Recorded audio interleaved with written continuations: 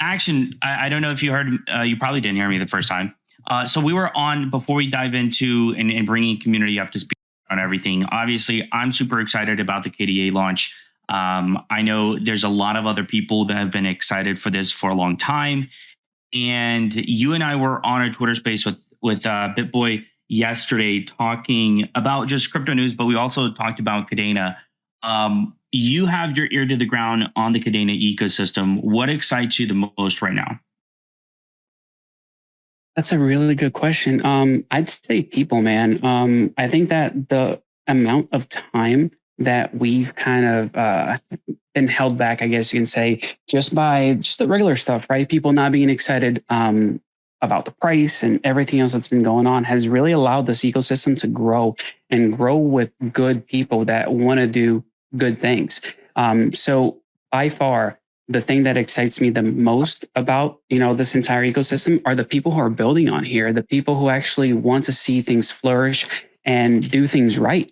You don't get that a lot of times. And it's still a small enough community to where like I can literally pick up the phone and call the people who are building cool stuff, the people who are doing things right. And I don't think that happens anywhere else in any other ecosystem at this moment. It can be either because they don't want to work well together. It can be because it's too big of an ecosystem. So there's just, too much competition going on. Now, it doesn't matter what project is putting out a wallet, NFT project. Everyone is really about supporting each other and making sure that this ecosystem grows as a whole. So the competition that goes on in this space right now is a friendly one. It's like, I'll throw my money at random things just to see the space grow. And it's been exciting to do so. It's really not really money because I think about 90% of the money that I have in KDA is all mined anyway. So I just kept it in the ecosystem and helping builders build.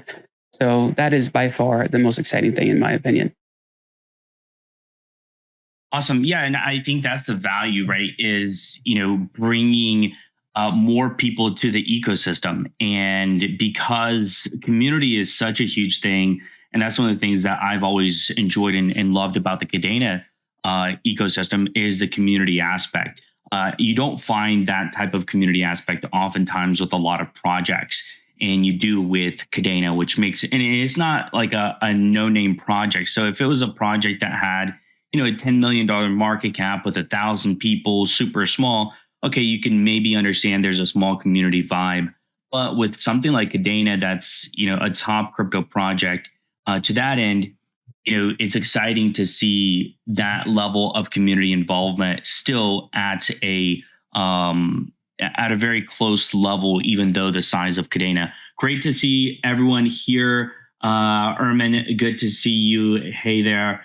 Now let's get to talking as far as kind of the plans for this AMA, and this will be the prelude for the 5 p.m.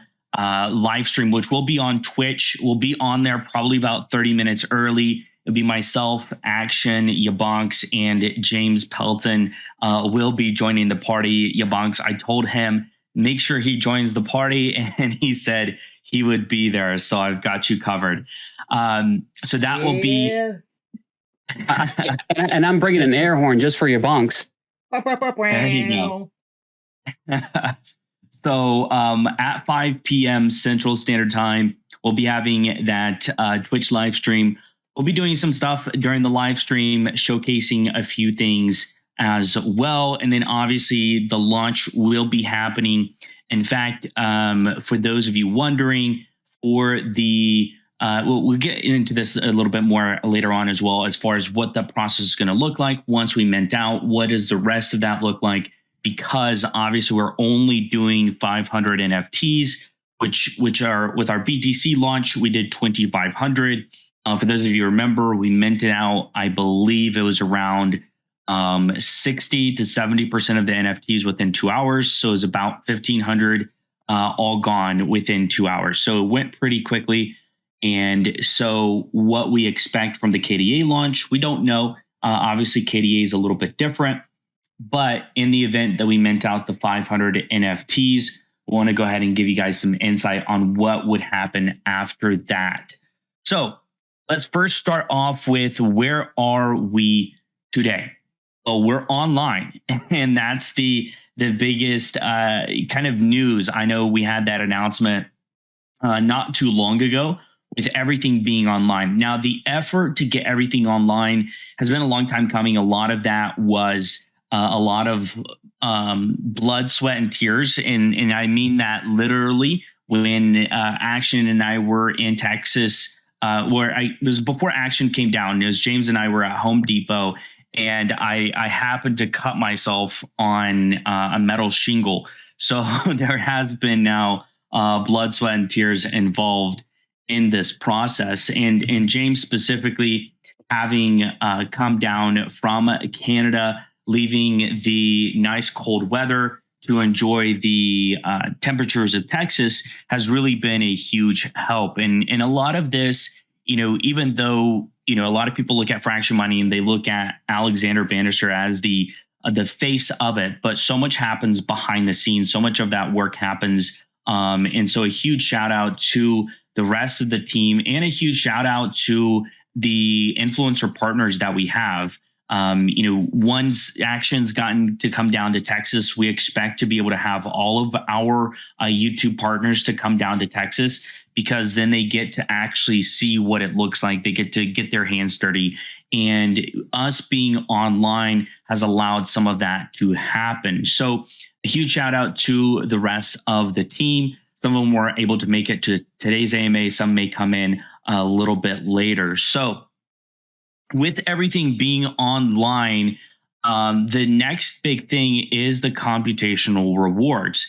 And so when it comes to the compute rewards, my recommendation, if you want to stay on the up and up, if you will, on all of the recent updates, all of the leaks, if you will, is to go to the behind the scenes channel. The behind the scenes channel has all of the information as it drops. So in the behind the scenes, you can also see the Bitcoin miners. So we use an optimization forming program called Foreman, and that's what we run everything through. So we had some sneak peeks showcasing what that looked like, alongside of the miners being online through Foreman. And as you can see right now, based on the computational rewards that you can see in the image in the behind the scenes, right now the BTC NFTs are earning about 1.2 Bitcoin per month, which is absolutely huge, at least in my opinion, to see something like that come into fruition. So right now we're earning well over a Bitcoin per month for the NFT holders. And so if you break all of that down, because the next kind of step in the next 6 days is the computational reward payout.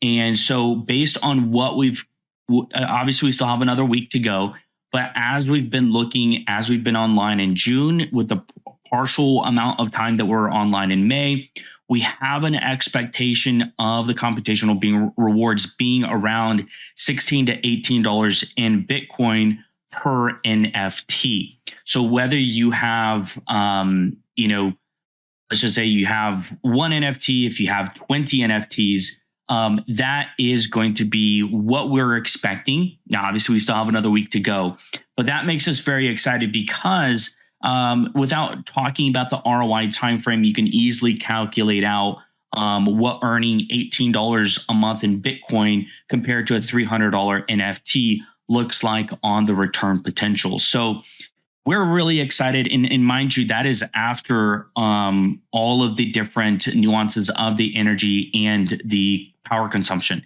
So that is absolutely huge. That is your pure profit, as if you're running the miner at home. That after covering your electrical costs, that is what goes into your Bitcoin wallet. So we're super, super excited to be able to really get the ball rolling, especially on the Bitcoin NFT side.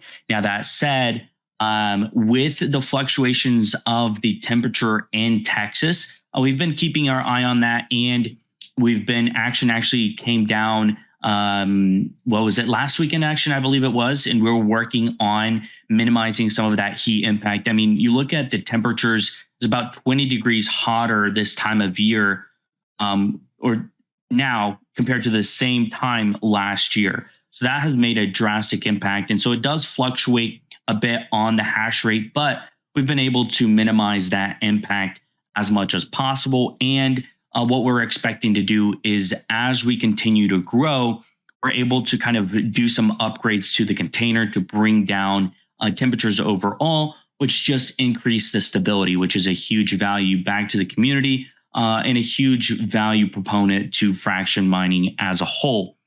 So, and that said, the dashboard, I was speaking with Stellar earlier this morning, or I guess earlier this afternoon, that will be live within the next 2 hours. So it's going to be in tangent of the KDA launch. So it'll be a little bit before.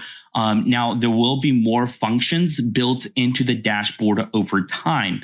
Now, right now, there's definitely still a lot of functions as it is. But as time progresses and as users want to see certain things on the dashboard that may provide more value to the user, whether that's on an individual basis or as a fraction mining NFT overall basis, we'll be looking to implement those features for users just to give a better overall experience. So we want to make sure that we give enough, but you're not also overloaded with a lot of data you really don't care about.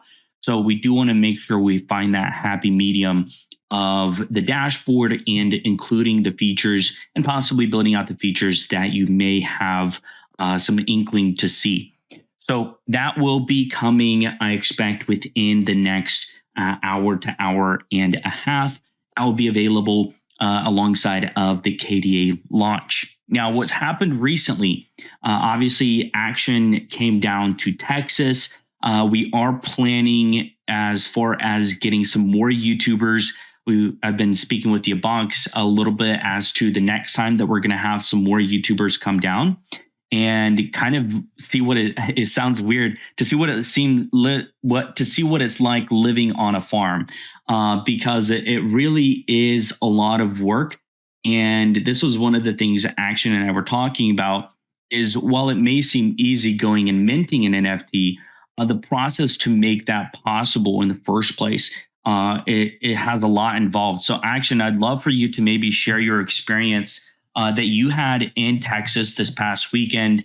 You weren't expecting any manual labor to be involved, but we had you racking some Bitcoin miners.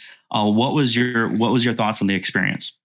Dude, I loved it. And like knowing that the work that I was doing there was something that is ultimately going to be able to reward all the people there in this room and that have minted. Like, that's to me what makes it all worth it, right? And I kind of explained that to you. Like, sure, I want to make sure that I get footage. I went there to make sure I saw how things kind of worked. But ultimately, what kind of gets me going is seeing people being able to come together and be part of something really awesome, which this is. Right. So when I looked around, you're like, all right, yeah, you don't have to do anything. Don't worry about it. I'm like, dude, there's work you can do here. Are you kidding me? I can chop things. I can plug things. I can move things. Let's get to work. That to me is the most exciting part of it. And I know you made a statement earlier talking about this Alexander Bannister guy that is this head figure. I want to make sure that everybody understands, sure, Alex is the one out here, talking about this, being the face, but you need to see his face when he's actually there, guys. Like, that's the coolest part of it. He's not just going, you do this, you do that. This is not the kind of person that tells people what to do. This is the kind of person that shows you what to do. He's the one that was, I don't know, dude, like, I am way more brown than you are. I don't know how you withstood that sun. You came out of that place, like, super red. I was like, man, how are you going to manage this? He works, guys. That's the one thing that I got to make sure that you all hear, that he won't talk about himself. He is literally doing the labor. He is putting his foot down and saying, this is going to get done, and I'm going to be the first one to step out and do it. So talk about highlights. Yeah, it's fun. Like, I love tech. I love being able to manage, he being able to understand, like just having a good understanding of, static pressure when it comes to cooling down equipment. I love that. But what I loved even more, which I told Alex is the highlight of my trip, is seeing him get his hands dirty and not be the guy that just tells people what to do, but instead shows them, hey, I'm doing it. So can you. It would be embarrassing if I came on here and I said, yeah, it was really cool to see Alex doing stuff, and I did nothing. Like that would have been shameful. So to add to the blood, sweat, and tears there, I did cry a little bit because I was away from my kids on Father's Day. There was definitely a lot of sweat from that heat, and I definitely slashed my hand open on a screw. So I got all three taken care of in one weekend, and I'm just appreciative to be part of this team. And the whole influencer thing to me is that's just the cherry on top. I got to be honest, like having a reach is honestly the cherry on top for me, because being part of something cool like this and being able to literally roll up my sleeves and help something like that come together is just incredible. And like I said, seeing the guy who's in charge of it actually do the work is phenomenal. And you all would be proud of the work he's doing. I appreciate the kind words, Action. Yeah, I did forget you did have some blood, sweat, and tears involved this weekend. So that and I think it's an experience that people get to see, and influencers like yourself and other partners, YouTube partners of ours, they get to go and experience this. And we'd love for our entire community to be able to go and experience, just 2 or 3 days of what it's like lifting 40-pound miners. You do 10 of those, you're doing 800 pounds over your head on a ladder, and it adds up over the course of time. But I think overall, seeing where we were 6 months ago to where we are today, we've really come a long ways.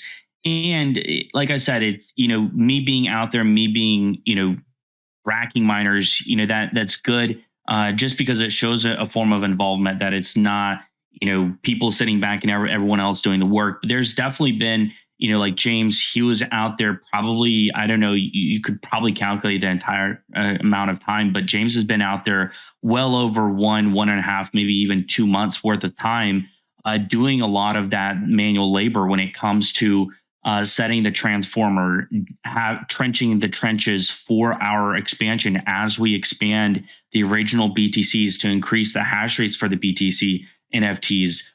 So just thinking about and planning ahead, a lot of that got done. Maybe I wasn't there. Other team members were there, James, Grip, being able to kind of do a lot more of that manual labor to set everything up. There's a lot that goes into it.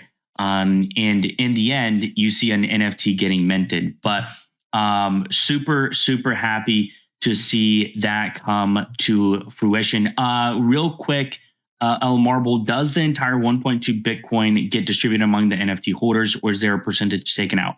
That 1.2 Bitcoin is distributed amongst NFT holders.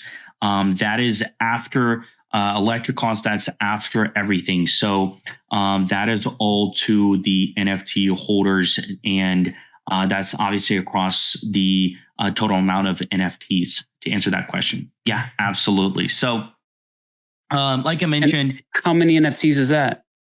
So right now for the BTC NFTs, we have 2,500 BTC NFTs.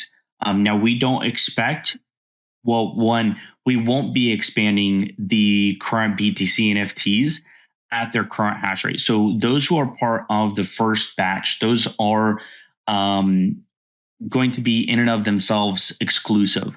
And what I mean by that is, and we'll talk about this later, is as we expand more NFTs based on market conditions and everything else that is in, maybe the price of Bitcoin miners has changed, something to that end, will also be changing the value. So everything over the course of time inherently should go up, so for example, the cost of NFTs going up due to the cost of miners going up. So that increases the inherent value of the original NFTs.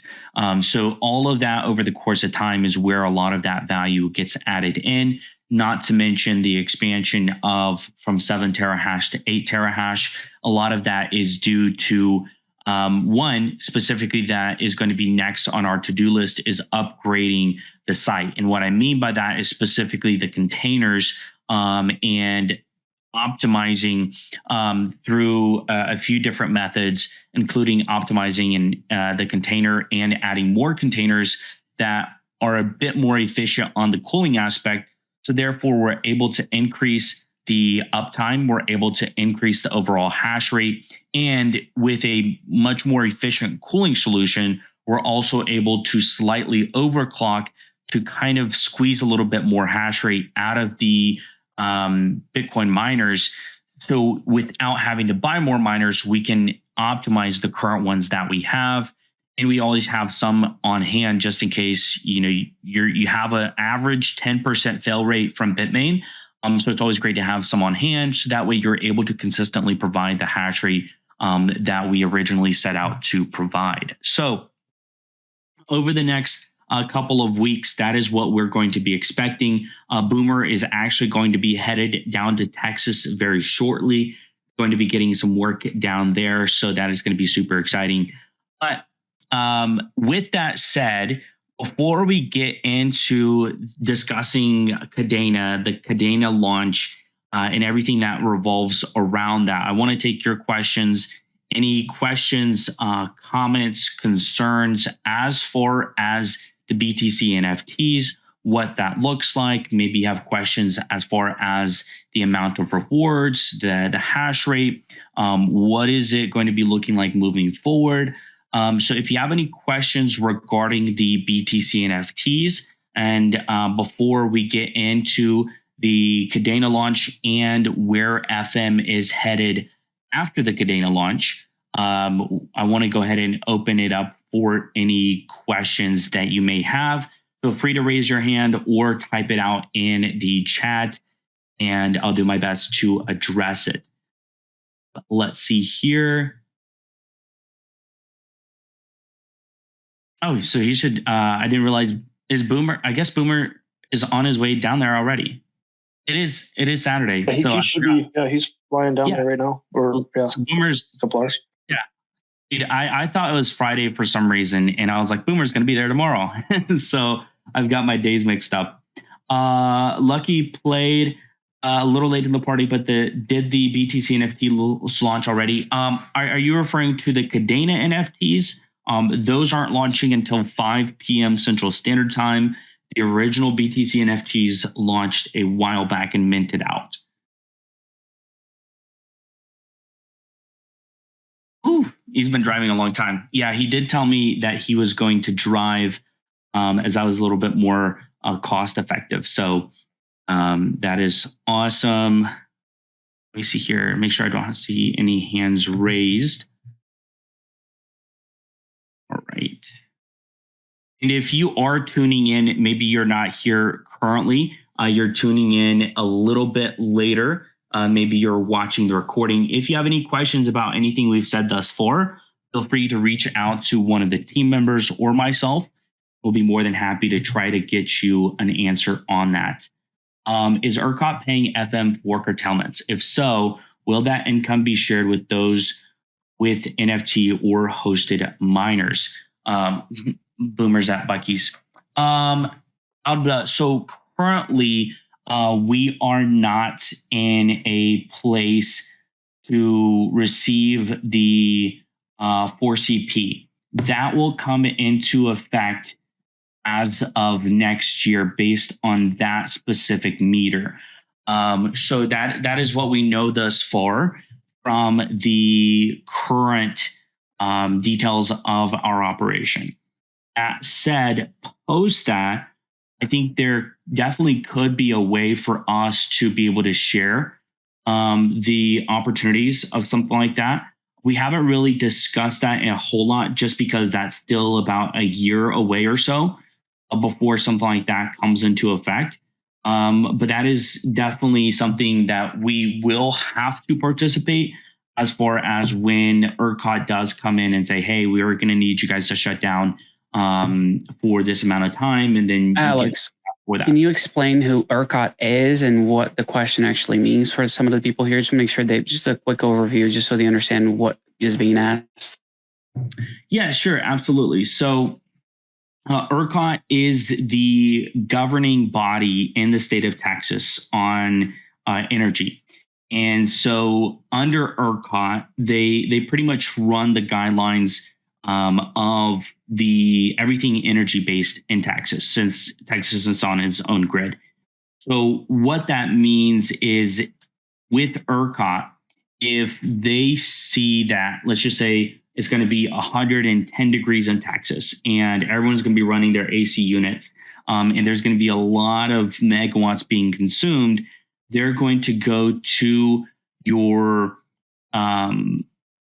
big power consumers and they're going to say, hey, will you shut down for these next 2 hours? And if you shut down, we will pay you such and such amount for doing so. And that is typically the actual cost of energy at that time. So the cost of energy is reflected about every 15 minutes on the ERCOT database. So that is what is reflected. So what ERCOT does is they're pretty much the governing body for energy in Texas. So what that will oftentimes happen is you'll also have timelines where ERCOT will say, we recommend curtailing during peak hours of 5 and 6 p.m. because that's when energy is going to be much, much higher.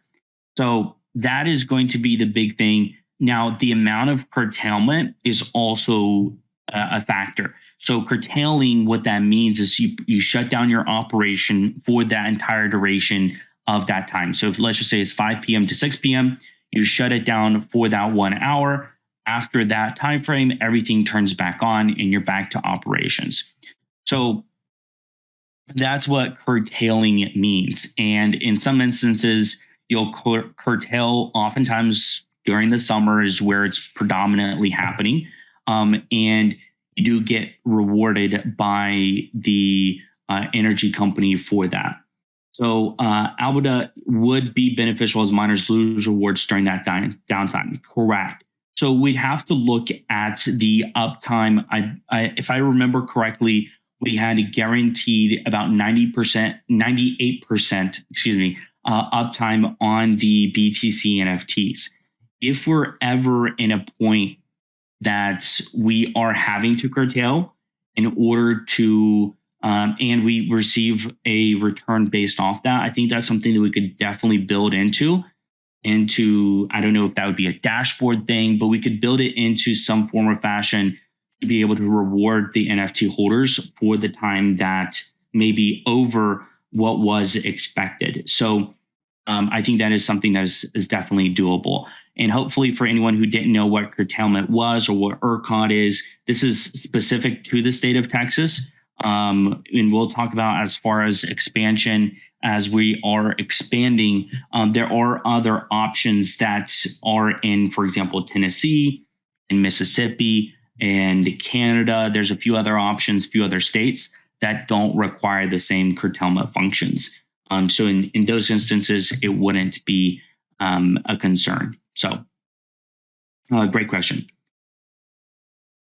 For the future, would lithium battery backups be feasible to offset curtailments? That's obviously battery backups. To be completely fair and honest, Action, you unmuted yourself. I can help. So yes, in the future, I think lithium battery backups can definitely be feasible depending on the price. The biggest problem with batteries right now is that the cost to acquire them is not worth what you're going to be saving long term with those units. Really, what it boils down to is that cost analysis just does not make sense with how expensive lithium is right now. If there are new technologies that are able to bring that price down, then why not, right? I mean, it totally makes sense. If it's a win-win for everybody, why wouldn't we do it? But at this point in time, it doesn't even come close to breaking even. So in the future, if things change, yeah, it's something we can definitely look at. But unfortunately, the cost of lithium right now just does not make this a feasible option. The other thing to consider there is the amount of power that these units draw. So when you have a site with, say, 2 megawatts of power on there per hour, you're going to need a significant amount of batteries just to make it last 15 minutes, right? So that's if you want to, you can compare it to, say, running a hairdryer in your house. thinking what kind of how big of a battery you need to run that for, say 2 hours or 3 hours of a curtailment, right? It's going to be pretty significant. Yeah, you're dead on, James. And not only that, I think when you think about battery backups, like for me, it kind of makes sense because of the way that my electricity is charged, right? I have peak hours. During certain hours, it's more expensive than others. When, these miners are being deployed, it's a very different scenario. We're looking at the price being structured in a much different way. It's not going to be like, oh yeah, from 2 p.m. until 9 p.m. it's going to cost you 3 times as much. It's not like that with these miners. So it doesn't always work out as far as the cost benefit analysis goes with these battery backups, and it would have to be like massive amounts of battery backups, which just does not add up with this type of setup. Awesome. Thanks, Action and James, for that input. Sly Dog, yes, I think someone did mention the KDA NFTs are going to be USDC, and they are going to be purchasable via USDC on Polygon, and they are purchasable via credit card option as well for the simplicity factor. Is NFT, James, did you have something real quick? Yeah, I think you can also with Ether as well. Yeah, Paper XYZ integrates that as well. Yep. Is a NFT for a particular hardware miner or a share of the pool as a whole? So 7 terahash is as far as the overall pool itself. So, but it is attached to the hardware. So it's not cloud mining in that sense. It is attached to certain hardware. The 159 that you saw through Foreman. Currently online, providing the 7 terahash, and obviously that does increase over the course of time. Yeah, just reach out, just DM Elon real quick and say, hey, can we borrow some of those battery backups? Wait, I got you. I got you, Alex. Awesome. Thanks, actually. All right. Kitty Blaze, will FM be providing sell signals when the price of KDA or BTC peaks during the next bull run? We won't be. Obviously, as if I put my influencer hat on for a second, and you've got YaBonks in action here as well, we'll all have personal opinions as to when the next top is, or where the next opportunity is to take your profit, if you will. But I think that is all based on each person's individual investment strategy. And I don't believe anyone up here is a registered financial advisor. So sadly, we can only provide perspectives and our personal opinions and nothing from a super technical financial advice standpoint. But there are definitely some different individuals, I would say, that provide some really good clarity, whether that's on YouTube or on Twitter, that provide some of the value of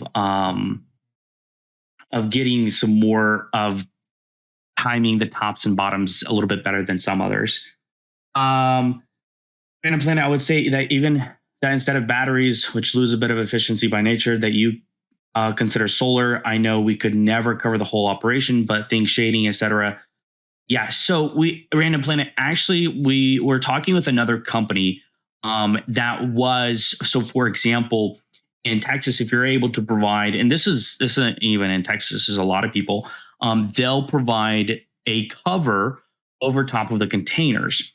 And one, it limits it from some of the wind aspects and anything else that lands on top of the containers. But then on top of that, it gives them some shade, especially in hotter areas.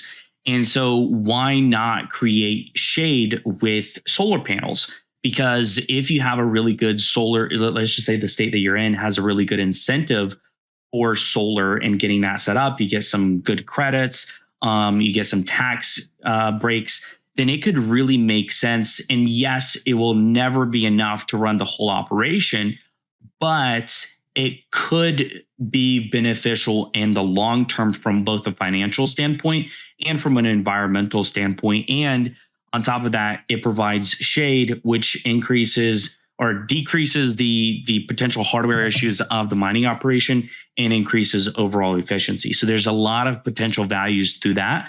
I just don't know from a financial standpoint where solar is from a cost aspect. Now, Action, you're in California, so you know a lot about clean energy. Yeah, I have to. I don't have a choice. It's not even about being clean. It's about saving money for me.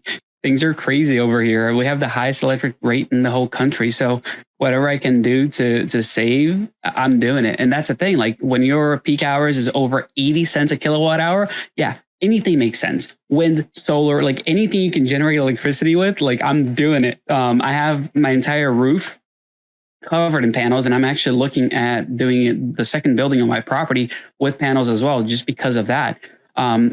Dude, I really appreciate everybody like coming up with ideas and actually sharing some of these thoughts. Like you guys are awesome. And it's really exciting to be part of a community that is more than just, I bought something, I want something back for it. You guys are actually contributing. So I really appreciate it. And to go off of what, Random Planet just said, as far as solar is concerned and the battery, I'll make another comment. Like, yeah, sometimes having a little tiny battery and having solar does make a lot of sense. It's battery backup. Let's say you do have to go turn things off and keep things offline.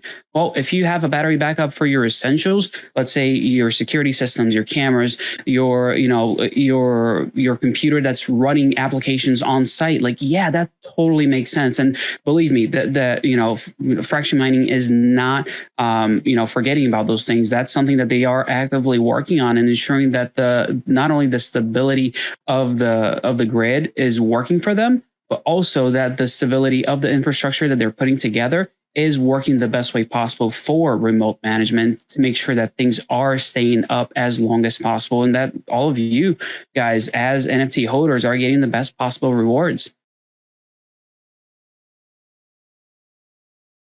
Well said, Action. I don't know if I could imagine what 80 cents per kilowatt hour looks like. I thought, it was bad with like on peak when Evergy increased in Kansas their electric rates by like 10%, and now we're paying 11 cents.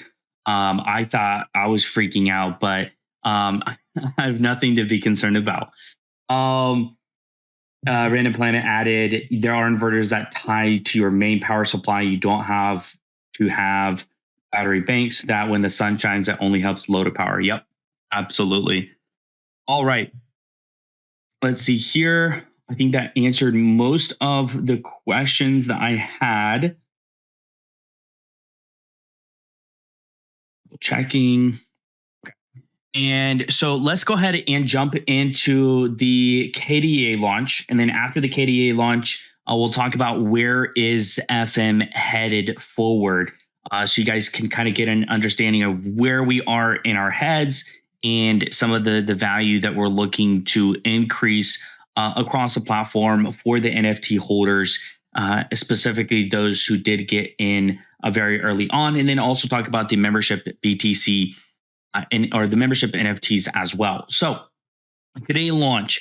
So obviously the specs on the KDA launch changed, and it really was a timing aspect, and so much of the crypto mining aspect is timing. And so what we're looking at with when we originally got into the idea of KDA mining, and our original numbers were about 3.98 terahash per NFT. That's what we had originally quoted. That's originally what we were starting on. And then about a week and a half ago, Bitmain decided to drop the price on KA3s significantly. So that gave us the opportunity to come back to the table as a team and say, how can we now, with this opportunity that literally just landed into our lap, because when we bought and acquired the BTC miners for the community, we were able to increase or provide a really good value as far as the hash rate, and set ourselves up to increase that hash rate as well. And why? But before you tell me like the decision, why did you decide to increase the hash rate? Why didn't you just pocket the money? Because you could be making more. Yeah, I mean, the what we've always focused on, Action, is obviously providing the best product in this space.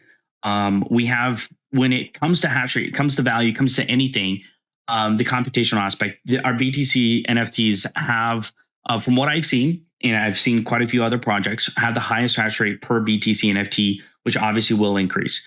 When we did the KDA launch and we were at 3.98 terahash, we already knew we were setting ourselves up to be better as far as the overall reward opportunity of those NFTs than anyone else in the space. But being better wasn't good enough. We wanted to be better and exceed far and above, because you just never know when another project is going to come by and try to say, okay, well, we've got 3.99, we don't have 3.98, and just slightly do ourselves. We're setting this up to where it's going to be very difficult for any company to come in and say we're providing something of better value than fraction mining. We want to be seen as that project, as that community, that's that light on the hill, if you will, as an example project, as an example community, always focusing on giving back to the community and the NFT holders specifically. So that is honestly, I mean, yeah, we could have quote unquote pretended that these KDA miners are still costing us $10,000 like they were a long time ago and pocket that difference. But that's not our mantra. That's not our mindset. And that's not our mentality with anything that we do. So, and I think you got to see that as well, Action, when you were down in Texas with me. So, Sly Dog, real quick to answer your question, where we're looking at as a KDA NFT return per month estimate. So you're looking at, once we mint out, we're going to be at 6 terahash per NFT. Now, if you look at the numbers on MinerStat, which will show you at 6 terahash, which is also our wattage and the energy rate have still also remained the same. So that has not changed either as well. So everything in that sense is staying the same. So what it means is, one, we're also the lowest energy rate for KDA NFTs across all platforms as well. So you're going to be earning about 0.79 KDA or so. If you're looking at MinerStat, you plug in those numbers every single day. So if you look at it, it's about 0.8, you're earning around 24 KDA per month with one NFT.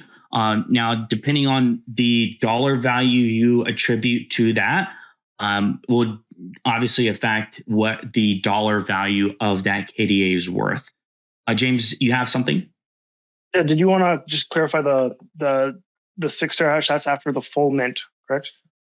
Correct. Yeah. So that's what I mentioned as far as after we've minted out the 2,500 NFTs, that is what we're going to be looking at. It's actually slightly over. I think it's like 6.03 terahash per NFT for that. So OND coder, how's energy rate calculated? So the energy rate is the 7 cents, and each NFT is attributed 78 watts. So what we do is we pretty much are able to provide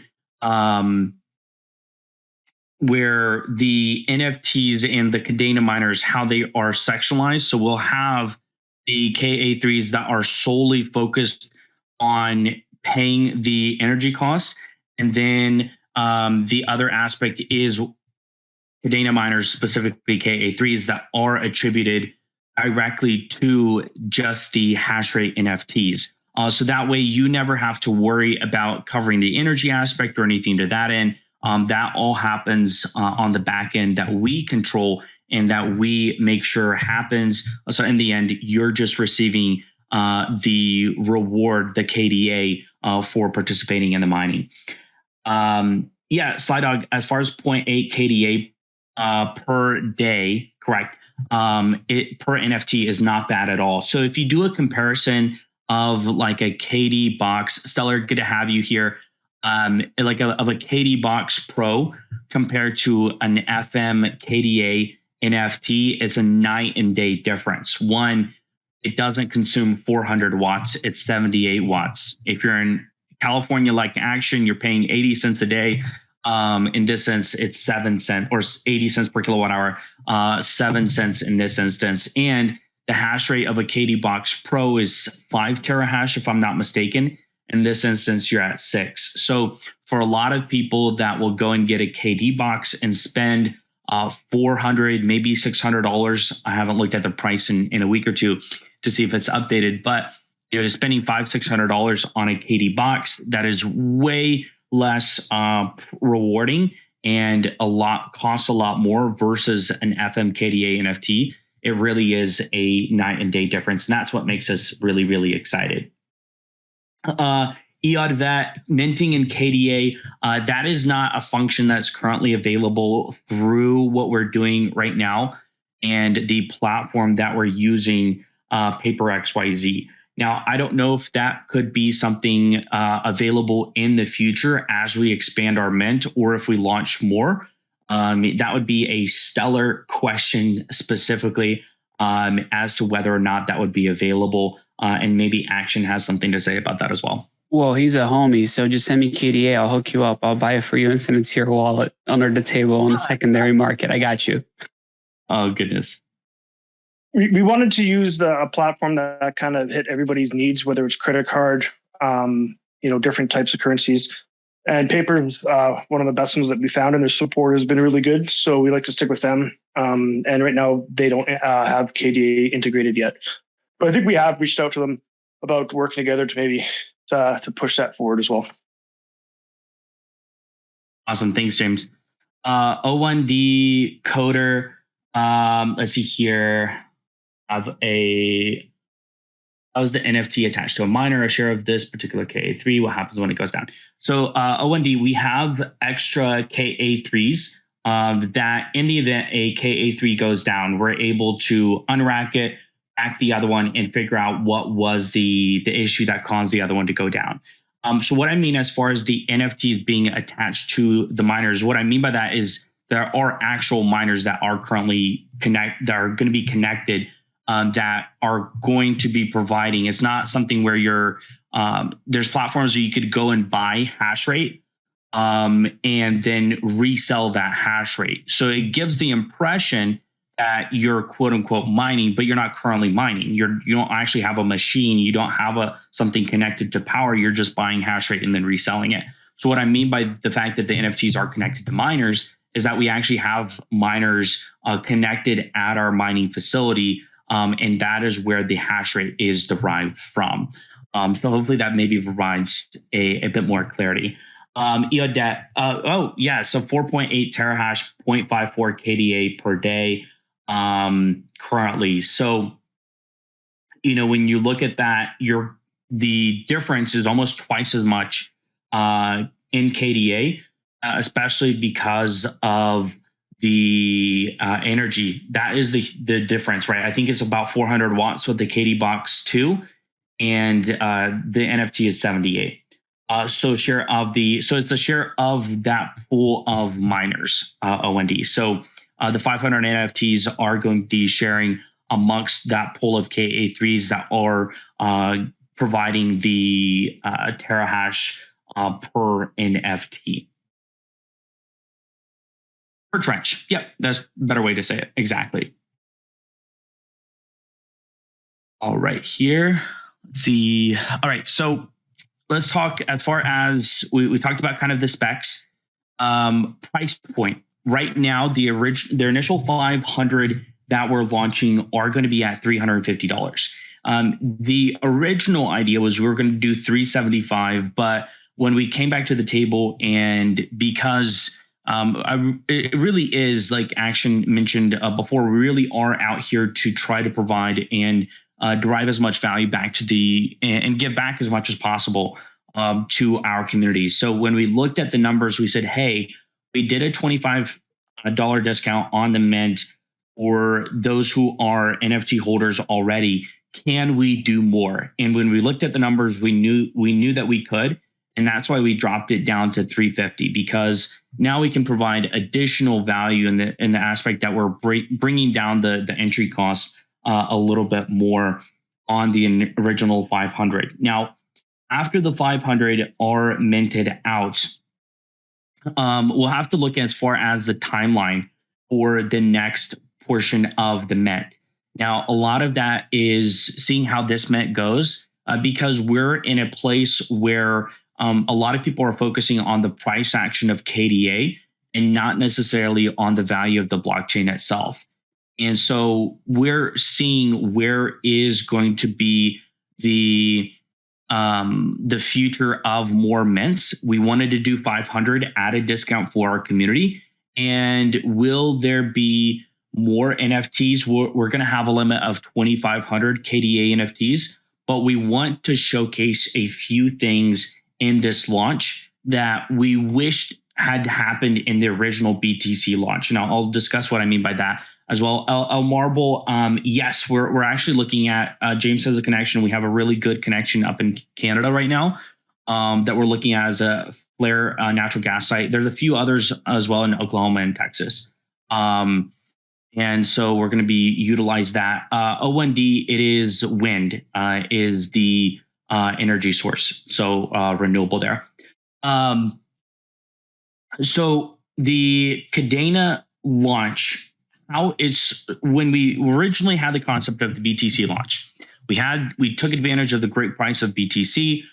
We had a company that said, hey, we've got a site ready for you. We've got generators on rental for you. But it was an instance where they were the ones buying the flared natural gas and working with the oil company to do so. So in that instance, if something happened with the oil company, then we couldn't have the company that was purchasing the gas that we were going to be working with. If the oil company said something, then we were out of a potential site. And that's kind of what happened. The oil company said, hey, we want to rework all the numbers. We want to redo all this. And so it pushed us back. We had everything ready to go, but it was a delay of site that delayed the online opportunity of getting everything online and starting to reward. What I mean by reward is KDA being mined and accruing for the computational payouts. So what we want to do with the KDA launch is as soon as the 500 NFTs are minted out, the NFTs will start being rewarded. So they'll start earning KDA. Now, the point of that payout we expect will probably be in July. By the point that everything's online, everything's operational, but all of the KA3s within 24 hours of minting out, they will be online. And that to us is the type of, that's the standard, if you will. That's the standard that we want to have and the standard that we want to set for all future launches. Anything regarding fraction mining, and it should have been this way from the very beginning. It was frustrating that the company we trusted to bring us online, they had a fallout with or a situation with the oil company that delayed us. But in an instance where we can control vertically, that is the most important factor of fraction mining, is being vertically integrated. So when you have the site, you have the containers, you have everything under your control.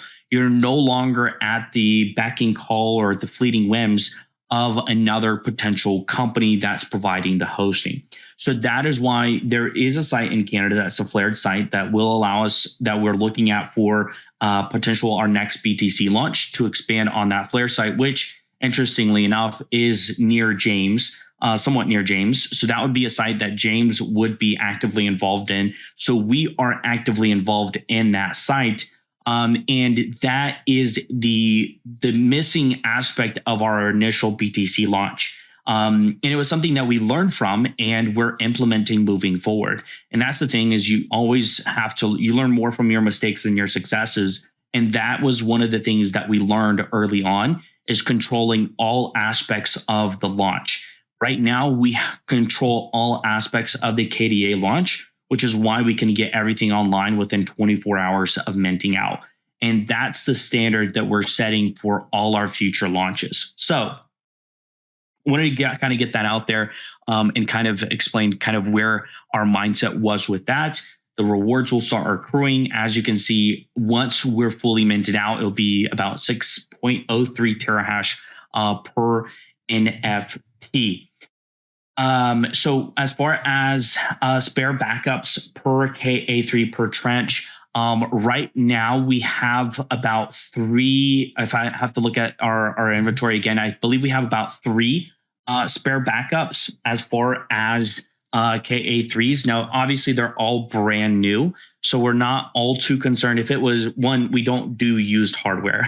That is something that when we originally looked at it is like, well, we could go with the BTC launch. Originally, well, used hardware is much cheaper than new hardware, but you put yourself in such a predicament for failures for the hardware itself that it really doesn't make sense to do something like that. So that's why with our KDA, our BTC, everything we started was brand new hardware. And so we don't expect to have a lot of issues really outside with the miners themselves, simply due to the fact that they are new.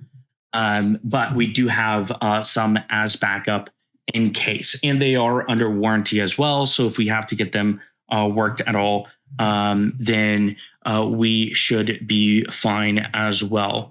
Can I add to that? We do have some partners that do have KA3s already, and just from being on site there and integrating the miners and all that, they have not had a lot of issues. They've actually been pretty consistent. So not a lot of issues on the KA3 side. Yeah, I mean, even the KA3s themselves have updated fans. There's a lot of benefits to the KA3s, just newer technology. The S19 Pros came out in late 2020, and so we're in 2023 is when the KA3s launched. So obviously, technology develops over the course of time, and the value increases over the course of time. So OND Coder, as far as the lifetime of the NFTs. So the NFTs don't have a lifetime. The reasoning behind that is technology development and the way that we orchestrate the reward and the distribution of the reward itself to have where as technology increases in efficiency and scalability, we have infrastructure in place and inventory in place to consistently replace outdating hardware. So all of that stuff is things that happens behind the scenes that doesn't require additional pay-in or buy-in from an NFT holder. That is the beauty of how we run our operation. Memberships do have a shelf life, and memberships have to get renewed every year. So that is something that has a lifetime. But outside of that, the NFTs themselves don't necessarily have an expiration date unless, for example, if you're like Ethereum and you move from proof of work to proof of stake, there's definitely an expiration timeframe there. So moving on, as far as where is the future of KDA and our involvement in the KDA community. So we have a Twitter space set up next Wednesday with the Twitter account KDA ecosystem. We're going to be integrated, and hopefully soon enough we'll be on the KDA website or the KDA ecosystem website as well.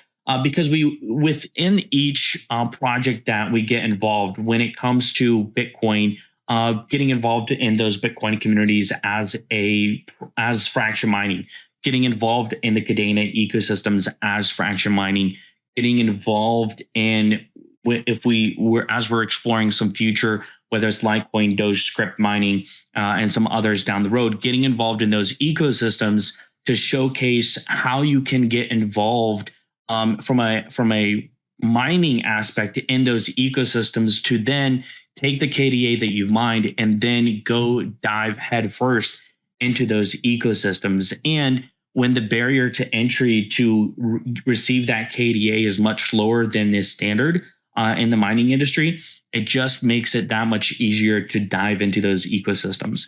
So that is one of the things that we're really excited about. Action has quite a few connections to a lot of the KDA ecosystem. And so we're looking forward to be able to collaborate and do some stuff with other KDA projects in order to also have the opportunity to get involved in those ecosystems. Action. I know one thing that a lot of people have asked already, and this is something that you can share from your own perspective, in your own opinion, because you've talked to some of these companies as well. For a lot of people that want to dive into the KDA ecosystem, one, what would be the first place to start? Because I assume there's going to be some people that mine KDA and they're like, well, how do I use this? Where do I go? How do I really get involved in KDA? And then two, what's the best place, in your opinion, to store your mined KDA? So you actually already said it, and I don't think you realize it. So the spaces you're talking about, that's the go-to place, honestly. I think that the Cadena.io website is okay, but if you want to really understand what's being built and what's already on that ecosystem, without any kind of filtering, it's just like if somebody is building, they're going to list it, they're going to show you that they exist. It's going to be the Cadena ecosystem website, which one of the reasons why I'm really happy you're doing that partnership there for spaces this week. So cadenaecosystem.com is my go-to if you want to see what's going on. So well over 100 projects that are building on the Cadena ecosystem itself. And be aware that they are not there to go say this is a good project, this is a bad project. Their goal is to honestly give a platform for all the builders and say, hey, this is getting built. You guys should take a look at it. Chris, the guy who runs this, is really awesome. The only thing I have against him is that he's about 2 feet taller than me. Other than that, super nice guy that is always trying to lift people up and make the space grow in general. Just share what's happening out there. So if you're wondering like what can I do within this ecosystem, well, take a look at cadenaecosystem.com. And to take it a step further, in that website, you're going to be able to break things down like wallets. You can actually click on a wallet breakdown. And here's a big reason why I like them. They have their own wallet. So Koala Wallet is now my top favorite wallet on the Cadena ecosystem, but they still list everybody else. Like the reason they have the website is to really move the entire ecosystem forward. And that's kind of what I was alluding to earlier in the conversation, was that people that are building in Cadena, they're not looking to take advantage of one another. They're literally saying, hey, he's got a wallet, I have a wallet too. We should all have wallets. Why not have multiple wallets?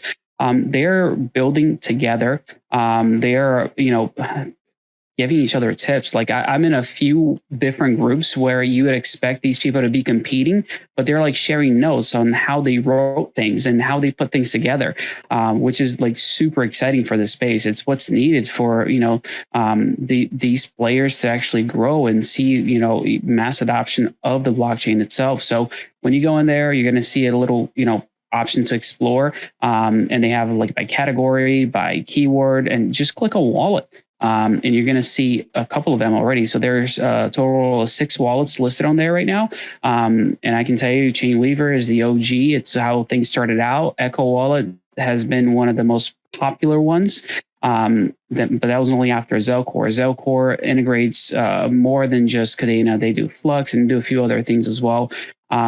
Most recently, as far as releases go, Link's wallet did a pretty good job as far as transactions and doing things cross-chain, because if you're not aware of Cadena, it is basically a bunch of chains weaved together. But if you're looking for ease of use, being able to see NFTs on your wallet, Koala Wallet is definitely my go-to right now. Awesome. Thanks, Action. And YaBonks, what is your thoughts before we dive into fracture mining expectations moving forward, some things on the horizon? I want to get your perspective on the Cadena ecosystem. I know you've talked to some Cadena projects in the past, you're talking to some now. What is your thought on the Cadena ecosystem? Well, I think Action said everything so well. Action, I love how plugged in you are to the whole Cadena ecosystem and all of the organizations and people over there. I follow a lot of those companies and organizations and people on Twitter, and I've gone through, the Cadena white paper and all that stuff, and it's a really cool blockchain. So they've got their whole own programming language. So instead of Solidity, you've got Pact. Pact has what I would call guardrails on it to prevent some things that are just like no-brainers in terms of exploits that a lot of people just overlook or forget. And I think it's just smart. So they've got an upgraded programming language. It's no cost transactions for businesses, including like KDA swap. Who doesn't love a DEX that you can swap for no gas, right? When I'm doing stuff on Ethereum, I'm cringing every time I spend $8, $10, $12 to approve a transaction, and then $8, $10, $12 to then swap my transaction. Like, that's brutal, right? Unmanageable for somebody, trading small amounts like me. So Kadena, gasless swapping is going to be awesome. You mentioned Koala Wallet, Kadena ecosystem. They've got a whole bunch of like incubator programs. Everybody, like you said, seems to be collaborating and not competing. And I really like to see that. It seems like everybody over there is trying to help each other win and prosper. Everybody seems friendly and very smart. Also, something that I have been liking more and more recently is institutional money is really moving heavy into the space, especially with like the BlackRock Bitcoin ETF and all that stuff in the news, and the US crypto exchange everybody's talking about. Kadena actually has one of their founders who helped JP Morgan's blockchain technology get started, I believe. So they have like a JP Morgan ex JP Morgan person, and also that same person, I believe, worked with the SEC on creating their crypto group program, I think it's called. You're letting the cat out of the bag here, man. Yeah. So Stuart Popejoy, he actually led JP Morgan's emerging blockchain group. And this is like before anybody thought that blockchain was going to be anything, right? So they're already in there doing that. And then Will Martino, he was recruited to be the tech lead for the SEC's cryptocurrency steering committee. I also make fun of him that he is trapped in a dungeon because he doesn't have any pictures behind him in his studio, in his office. But that's besides the point. I'm going to keep making fun of him until he cracks. Dude, your memory is so good. I am blown away at how fast you can recall people's names and the names of those programs. So that's super impressive to me. Anyway, you're spot on, dude. So when I see projects or blockchains, new cryptocurrencies, collaborating with government and regulatory bodies, to me, that's very bullish. And that's one of the reasons I like XRP, for instance.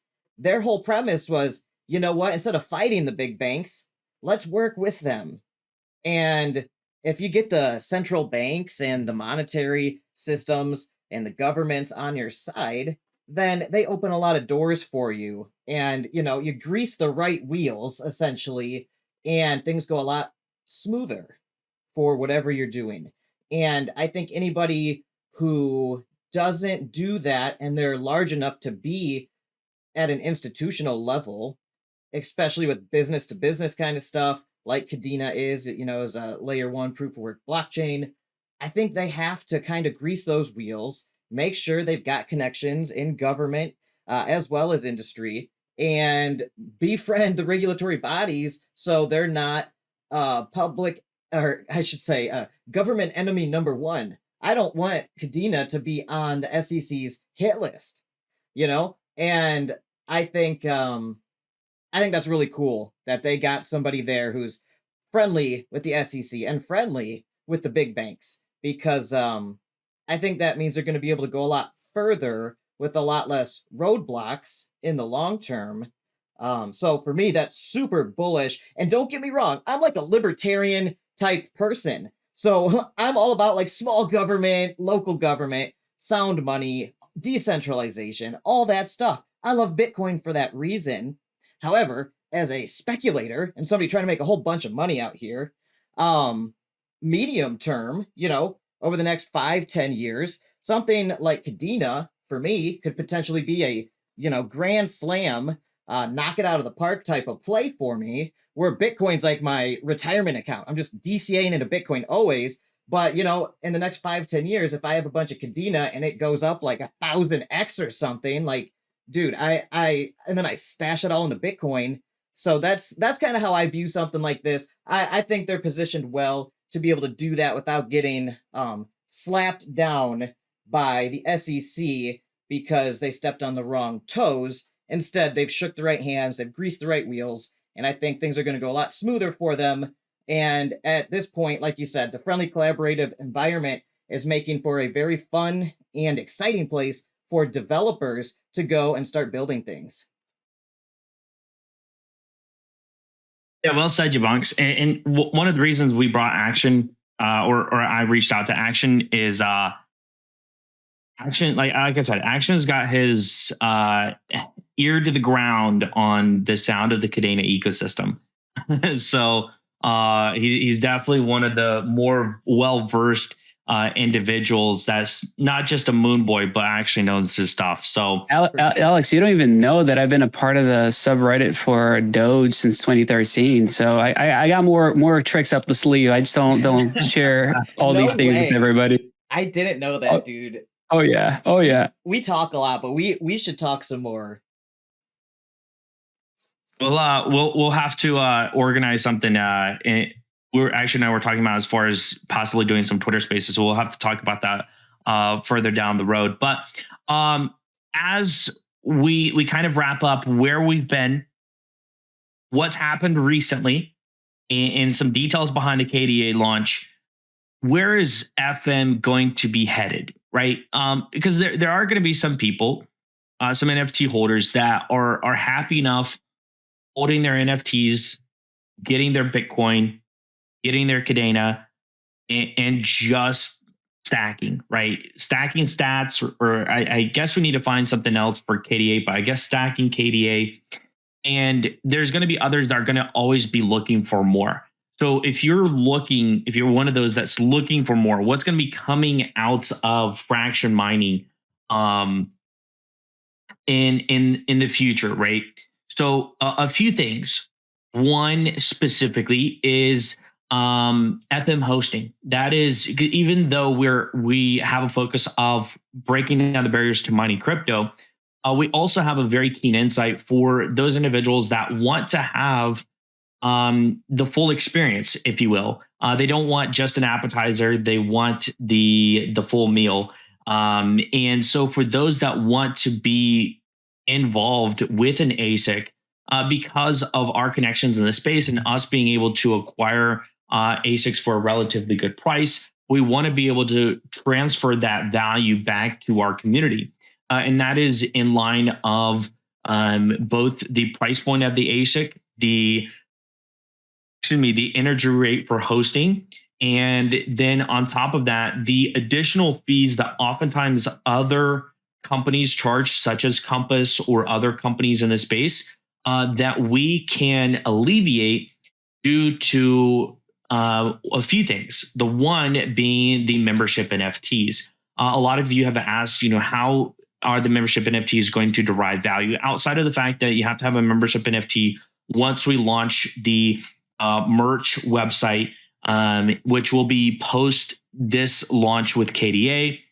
And as we expand, we'll have that. We'll also be building out a marketplace for the different ASICs that we'll be offering. So Stellar will be working on that. Stellar has a lot of experience in building out e-commerce brands. I can have him speak on his own experience if he wishes to, of how he's taken several e-commerce brands from zero to several $1 million.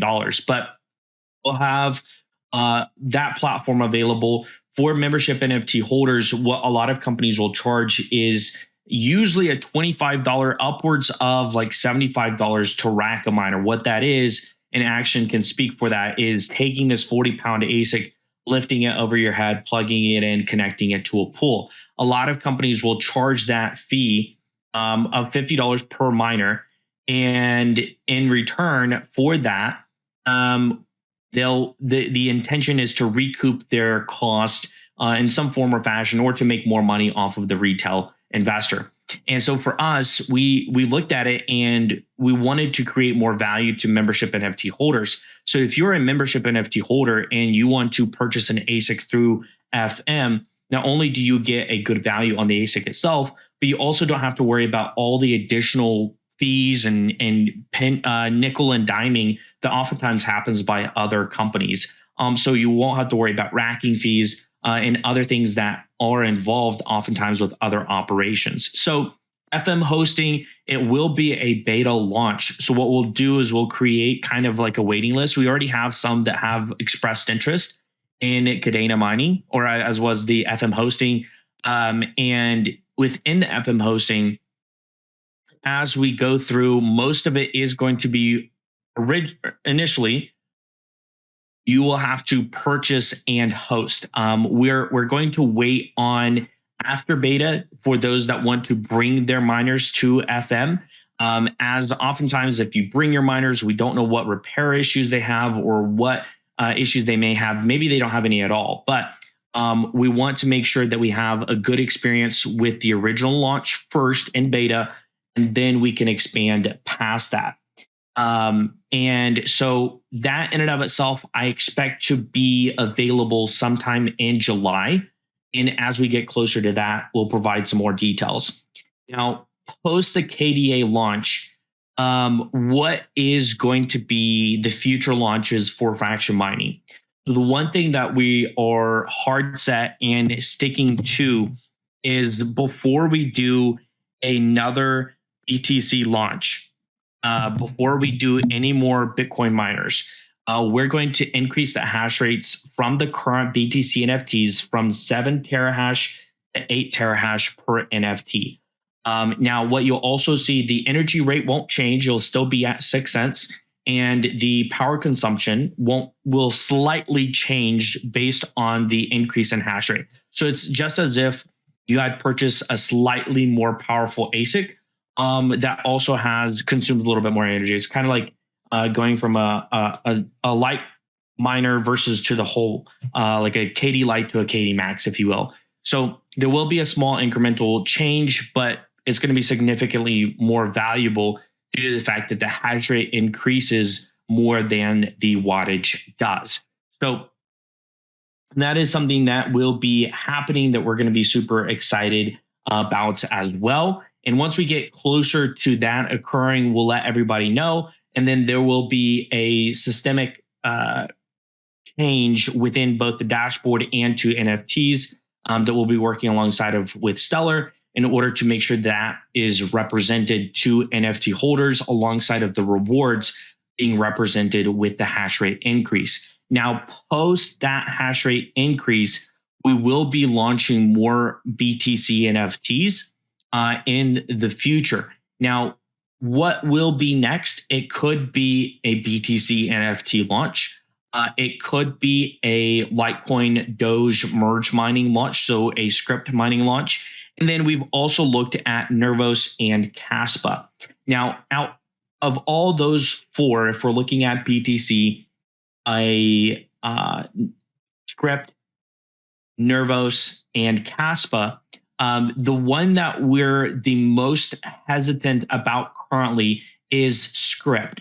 And script and Doge, or Litecoin and Doge merge mining. The reasoning behind that is the fact that there is rumored for the L9 to come out. So a more improved version of the L7, which currently is the most powerful and profitable Litecoin miner currently offered by Bitmain. Now, in the event that a new script miner comes out, let's just say the L9 comes out, a lot of it depends on the numbers and the specs of that miner. If you look at the Dash miner, the D7 by Bitmain, and when they launched the D9, the improvement was about 25% or so. So if something to that end is an improvement from the L7 to the L9, only about a 25% improvement, then there will be a direct price point impact, but not necessarily a huge impact on the network hash rate difficulty, and therefore an impact on the rewards. Now, in a case where the L9 is double the hash rate with a better efficiency, then at that point, we'll have to look at what makes the most sense. Does waiting to do a Litecoin Doge merge mining NFT make sense to wait until the L9 is out to see the direct impact on the network and the network difficulty and the profitability?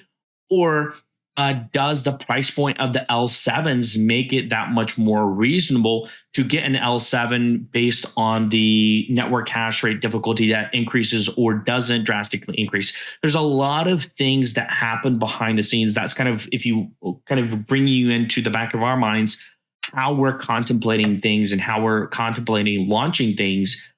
Is a lot of it is simply timing. And when you can know how manufacturers play their games, you can play their games alongside of them. And in the end, it's one of the reasons that we were able to offer the hash rate on the BTC NFTs, the way we're able to increase the hash rate on the KDA NFTs, and how we'll constantly always be providing the most profitable, most powerful, and the most prominent NFTs based on the proof of work related crypto that we are launching them for. So that said, outside of, if we set aside Litecoin Doge merge mining, even though currently it is the most profitable, and you look at the remaining, which is you have more than just those. You can mine Ethereum Classic, you can mine Dash, but if you look at just right now launching another BTC NFT, you look at Caspa or you look at Nervos. If we take a look at Bitcoin, we already know how that is. The next NFTs will also be at 7 terahash is what we're expecting as far as starting off for the hash rate. Now, outside of that, you've got Caspa and you have Nervos. Nervos with the K7 is an easy one to go to. The problem with Nervos is a very small ecosystem. From what I've seen is it is significantly smaller than the likes of KDA. So it'll be very interesting to see how script plays out. There's a lot of things that are constantly developing with Nervos. And it'll be interesting to see how it develops, how it continues to perform. And it is something that we're keeping an eye on. Now, the Caspa mining is something of most interest to us. The reason being is it really allows us to show really the world as to the true power of fractionalization. And what I mean by that, and specifically of being able to break down the barriers to mining crypto. A KS3 by Bitmain costs about $37,000. Now, mind you, that is a nice car or a down payment on a nice house.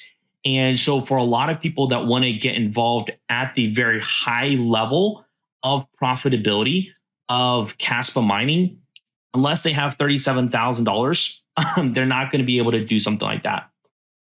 So that is one of the opportunities we're looking at. I see I've got a few questions. I'll get to those in just a second, but we are actively looking at Caspa. August is when those will be supposedly shipping out and coming online. So we'll be keeping an eye on the impact to the network, which typically the profitability historically would go down. Therefore, the prices of those ASICs will go down alongside of it. So we'll be looking to be able to time and capitalize on kind of the timing of the price point of the ASICs dropping alongside of the profitability and finding where that all levels out. So that said, obviously in the end, we're always going to be looking to our community. We're going to see where's the community currently today. Are they looking for another BTC launch because they missed out on the first one? Or do they want to get and expand their diversification within their portfolio, not only have Bitcoin, to not only have KDA, but also get involved in other ecosystems and other proof of work related projects? So that said, O&D Coder, please speak to air versus immersion. So the biggest aspect between air versus immersion is upfront CapEx. CapEx for capital expenditure for immersion is significantly higher to the capital expenditure cost for air cooled. Now, immersion in many ways has some distinct benefits One being the fact that it keeps the ASICs cooler, gives them a little bit longer shelf life. And two, with immersion, you do have the opportunity that if you are in a hotter environment, you're not having to worry about temperatures outside because you're keeping the miners themselves cool. Air has the direct benefit of the lower cost to entry. The capex is not nearly as significant to air, and it overall is cheaper to maintain over the course of time. As with immersion, well, depending on your immersion setup, buying liquids, stuff like that, depending on your air setup, whether you have to replace fans. So it could be somewhat similar, but the distinct advantage to air is the cost aspect. If fraction mining was a company that was being funded by a venture capital firm with $10 million, then immersion could be a great opportunity. But as you'll see with a lot of companies, most go to air simply due to the fact of the cost aspect. And especially if we're going to be expanding into areas like Canada with the flare gas, then we have an opportunity where we're not really all too worried. You're more worried sometimes in Canada of keeping the miners warm rather than keeping them cool, because they do have a specific area of operation. And if it gets too cold, then they won't operate. If it gets too hot, they won't operate either. When will the whitelist sales start? So that is actually in about 24 minutes. So we've got to get off this space or it's not even a space. It's just a Discord live stream. I'm still thinking of that Twitter space we had yesterday, action, but that will be happening in about 24 minutes. That's when it will be opening up. I will be dropping the link for that in the Discord. So under the announcements tab, I will post a link. It will also be posted in the official links, so that make sure that everyone knows that it is the official one. And please be careful out there. There are other impersonators, not only of myself, but also of fracture mining, that have taken advantage of some users that they thought it was a FMBTC NFT. It wasn't. So please be very careful. Make sure you're only clicking official links and doing yourself a service there. But I will be posting that. We'll also be live streaming during that launch. So as coarse as my voice is right now with all of this, all the talking in the past hour and a half, I'll be talking more. Hopefully I can turn it over more to YaBonks, Action, and James as we launch tonight. But we will have that as well. So I'll make sure everyone has access to that link. OND Coder, another question. If a mining site becomes not viable, do you just move and NFTs keep mining? Yeah. So if, for example, our Texas site, we have a 5-year lease on that site. So with it, an opportunity for extension. So we don't expect it to not be viable. But in the sense, because we've had this conversation for people that have asked, well, what if the United States bans Bitcoin mining? Okay. We have James in Canada. I personally would rather not have to move to Canada if I don't have to. I like where I am, but if we have to some way or shape or form to move some more team members up to Canada to keep the operations going, I know James is fully capable of doing it on his own. But if we have to go into other areas to continue the operation of, let's just say, if it gets banned in the US, if it gets banned in Canada, we have backup options in other areas in case that is an event. But we don't foresee our site in Texas being an issue. Now, if you're on a flare site and obviously there's a limited amount of natural gas. So when that natural gas goes out, then you have to be prepared to be able to move. And there's contingency plans in place for that. So you always have a site lined up to get your generators and move them to that site. So there may be a period of downtime, but typically what you try to do is you have that site already functional and operational.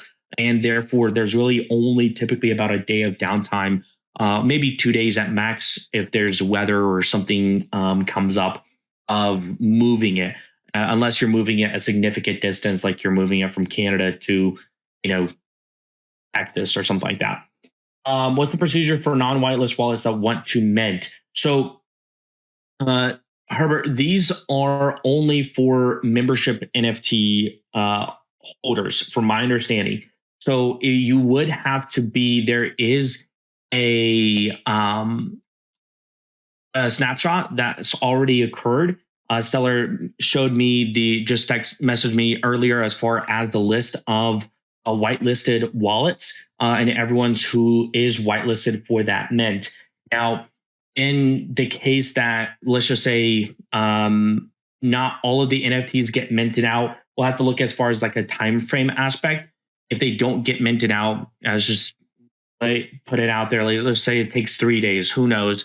Or if they don't get minted out, who knows, right? Would we open that up as well to those who are maybe non-whitelisted? If they, after everyone else has had the opportunity, that is definitely a possibility. A huge shout out to Stellar. A lot of that coding stuff goes right over my head. So having someone with that level of experience is an absolute game changer. I know both Action and YaBonks can speak to that, both from a coding aspect, and I think Action as well, just a tad bit there. Same room. Go ahead, Action. No, I'll just tell you right now that my DMs got flooded. We're just recently asking about minting. Hey, can you mint it for me? So I'm going to backtrack and say I'm not minting for anybody because it's getting a little crazy. Get off that wallet, Action. Oh my goodness. Where to make KDA NFT? I will be dropping that link, Andrew, very, very shortly. Let me see. I don't know when I think that snapshot was earlier today. OND Coder. I will verify that with Stellar. I did the snapshot right before I released it. Okay. Got it. So if you don't have the opportunity to mint, just realize there are going to be future KDA NFTs. So just be aware of that. It just means for these, they are going to be obviously at a discounted rate, just as a huge thank you for the community. And Action, you did say that you're willing to mint everybody's NFTs for them. Is that what you mentioned? That is absolutely what I said. What's your wallet address? I got to give the wallet address out. Okay. I appreciate it, Action. All right, guys. Any last questions? I've got to switch computers. I got to go upstairs. I got to share out the links. I'll drop in let's see, where is it? Under the events at the very top of the channel, I'll be dropping the launch party link there in just a second. And that will be on Twitch. So we'll be getting that set up. And I think that is mostly it. Any last questions that snuck in? When will you collect KDA Addies for the free NFT winners? So that will be, I've got to get with Boomer on that, Izal, as far as those who won the KDA NFTs and those who won that KDA. So I've got to reach out to Boomer. He's the one that collected all of that off of Twitch, and we'll try to get all of that taken care of tomorrow. I believe everyone that has reached out regarding the original USDC for the ledgers, they have been taken care of. I made sure and followed up on that, and may have one or two left over. Let's see here. Will there be a bot that shows the mints? Stellar or James, do you know if we have something like that shown up? I think we did that with the BTC NFTs. You say what? As far as the bot that shows when the NFTs get minted. Ooh. Man, Boomer set that up, I think. But It's a lot. I'll reach out to Boomer here and get him on that, but I don't know where he's at currently in Texas. He's driving. So we'll see if that's something that's feasible, if we can do that. But I will be on the live stream, so we'll be able to see as the NFTs get minted. The only thing Ruben, as far as when and how to make KDA NFTs, we'll be posting that link. I'll be jumping on a live stream, so you'll see me in just a second.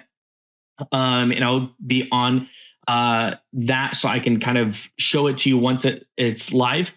From Paper XYZ, Stellar did tell me that there is a limit of 50 KDA NFTs per transaction, if I'm not mistaken. So, yes. You have to click a couple times their action to get that order filled. Appreciate the heads up. You're welcome, dude. Live stream will be posted in the events channel. Yep. So I'll be posting the link for that, and then you'll be able to join there and jump over. I'll be posting it also in the announcements as well. With what currency will it be minted? So it will be with Paper XYZ. You can do USDC on Polygon. It also offers Ethereum, and then you are able to use a fiat option with credit card as well. Thanks, Action. All right, guys. Well, that is all the questions I can take right now. I've got to jump on my other computer, get that live stream set up and going for you guys. So I'll hopefully see some of you over there. Random Plan, I think the max for your credit card is whatever your credit card limit max is. So I don't think it's limited through Paper XYZ, but it's going to be limited to $17,500 on 50 NFTs. I think is going to be the maximum. Got it. Awesome. Thanks, James. All right. I thank you for everyone who showed up today. If you are watching this on a recording, if you have any questions, feel free to reach out to myself or one of the team members, and I will see you guys all on the live stream very, very soon in just a few minutes. And YaBonks, you better be careful there, bud. Yeah, don't tell my wife what those $350 charges are on the credit card. She'll kill me. I won't.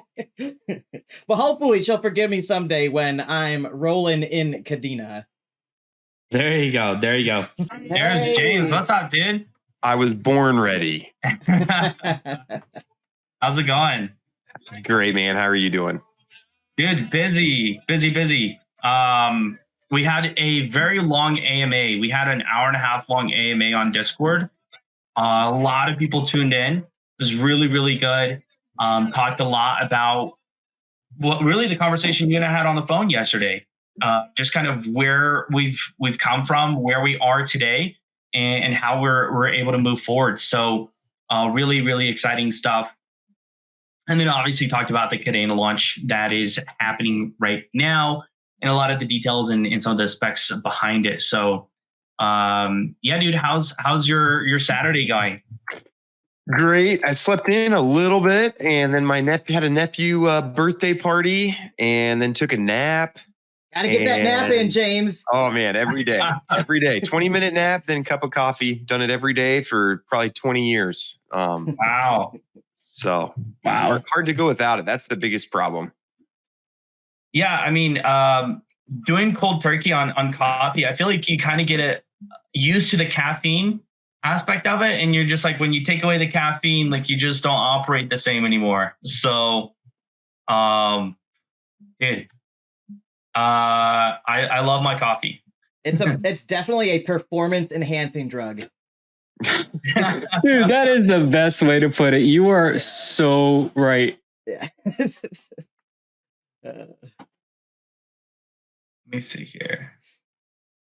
Well, James, anything exciting? I know we had a good convo yesterday. I told you exactly what YaBonks told me to tell you, that you have to come join the party. So YaBonks, I did as you requested.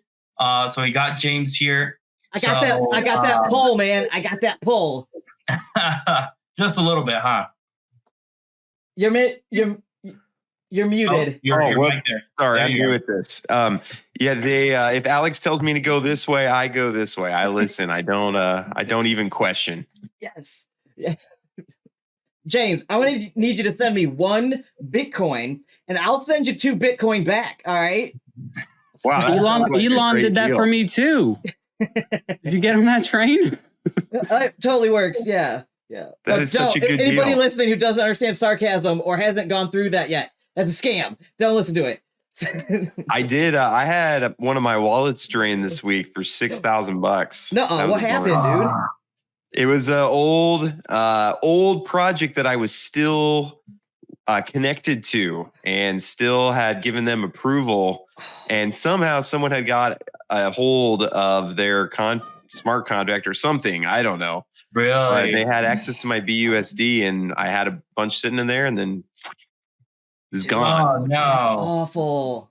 Sorry to hear that, man. Do you, which project was it? Do you remember? Well, I don't. It was Was it- Starlink satellites. So Oh, no way. I don't know if you remember that one. Yeah, of course But I do. If anyone is still connected to Starlink satellites, go to revoke.cat. And in fact, I would recommend anybody watching, go to revoke.cash. If you have a wallet that you use regularly, just check what's in there. You'll be surprised. I went in there and I'm like, wow, Yeah. I have given 640 different things access to my wallet. Wow. And Revoke every stable coin and all BNB stable coins, all that stuff. Hit those first. Like 80-20 rule. Hit the value tokens first. If there's some shit coins in there, like it's not so bad if they yank your shit coins. But like, yeah. Well, it's like I had like 15 projects that had unlimited access to my USDC. And wow. I just went in there, revoke. It's kind of annoying with your Trezor because you have to push the button for all the confirm every single one. Did you have a cold wallet on that? Yes. So like they used the blind signing or whatever, like they already had the approval and they were able to do Well, it's not technically, I mean, it's just a Trezor. So it's not technically a cold wallet because it's still connected to MetaMask. Right. Yeah. And stuff. So, but it's just if someone got access to my computer or my MetaMask, because that's another common hack is people will get access to your browser and then they'll get access to your MetaMask and do it that way. And so having a Trezor connected to your MetaMask stops that because they can't do it unless you hit confirm. But if you approve, it doesn't help if you've approved your wallet to some smart contract. If you've done unlimited, then really they can go in and do what they want with that. So. Yeah, and the whole like blind signing thing like allows them to, I think, do some stuff without even you having to approve it if you've already connected and approved and everything, and approved blind signing for that contract as well. So which I always do for convenience. Well, everybody, I mean, most of them require it, right? And most people don't like do something and then revoke everything immediately afterwards. Most people don't do that, and I don't do that. I do that maybe every couple of weeks. I'm like, all right, go to revoke or whatever and undo all that. Dude, that sucks. I'm sorry to hear that, James. All good, man. It's happened to everybody. Let's start a GoFundMe for James's hacked wallet. Hey, I would. Let's not do that. Actually, that probably wouldn't look good on my monthly numbers spreadsheets or anything. Hey, and also I got this amount from a GoFundMe. That's a good question. Is it going to go on your spreadsheet for your monthly numbers? Oh, I mean, you know what? I probably should put it on there because it's a good educational thing for people too. I like that. And a tax write-off. That's true. That's true. I need those tax write-offs. Yeah. Wait, you guys tell the government you're doing crypto stuff? What? I'm just kidding. I'm kidding. Pay your taxes, people. Yeah. I'm gonna. The libertarian comes out. That's one of my banners on StreamYard is YaBonks is a libertarian, because when I had him on, he's always making these libertarian statements like, the government, what's the point of that? Only philosophically. I have no affiliation with any political party. They're all corrupt. But philosophically, I share some of those ideologies. Go, James. Freedom. What's some of your favorite music? Favorite music? I'm pretty boring music-wise. Okay, well, no, I can be... Okay, so... All right, I'll pull up Kenny G. Yeah, I like Kenny G. I do like Kenny G, too. I do too. I actually really like Kenny G. I took a history of jazz in college, and everybody was making fun of smooth jazz. Like, hey, that's not real jazz. And I'm like, That's the only jazz I like. I don't know. Kenny G is amazing. I really like worship music. Is what I mostly listen to. That'll have to play. I don't want to do it on music. I'll play it instead. You'll play it. There you go. There you go. We'll get some live music going. James, did you listen to that Christian rap song I sent you yesterday? No, I haven't. I actually just saw it when I went to message you. It's I was so like, bad. It's so bad. What is wrong with the kids these days, man? What happened to Christian rap? It's changed. It's changed. I'll have to give it a listen though. It looks pretty good. It's funny, man. You're gonna like it. You're gonna like I it. think for those of you who are over on Twitch, it is a bit. I think what we've got with Paper XYZ, it's slowly opening up. I think it was because for me, it's also starting to load a little bit better. So I think that's really what it was. Is a little bit delayed, but I think it's slowly starting to open up because originally when you clicked on it, it had like wouldn't load a single thing. Now it's starting to load things. So I think we're good moving forward. I'm going to just jump over here and double check.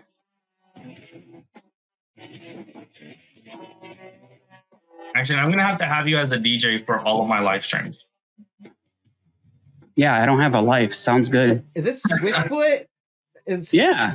I want to find something in the middle. So I get like there you go. You get half worship, half not. There you go. We're still cool, guys.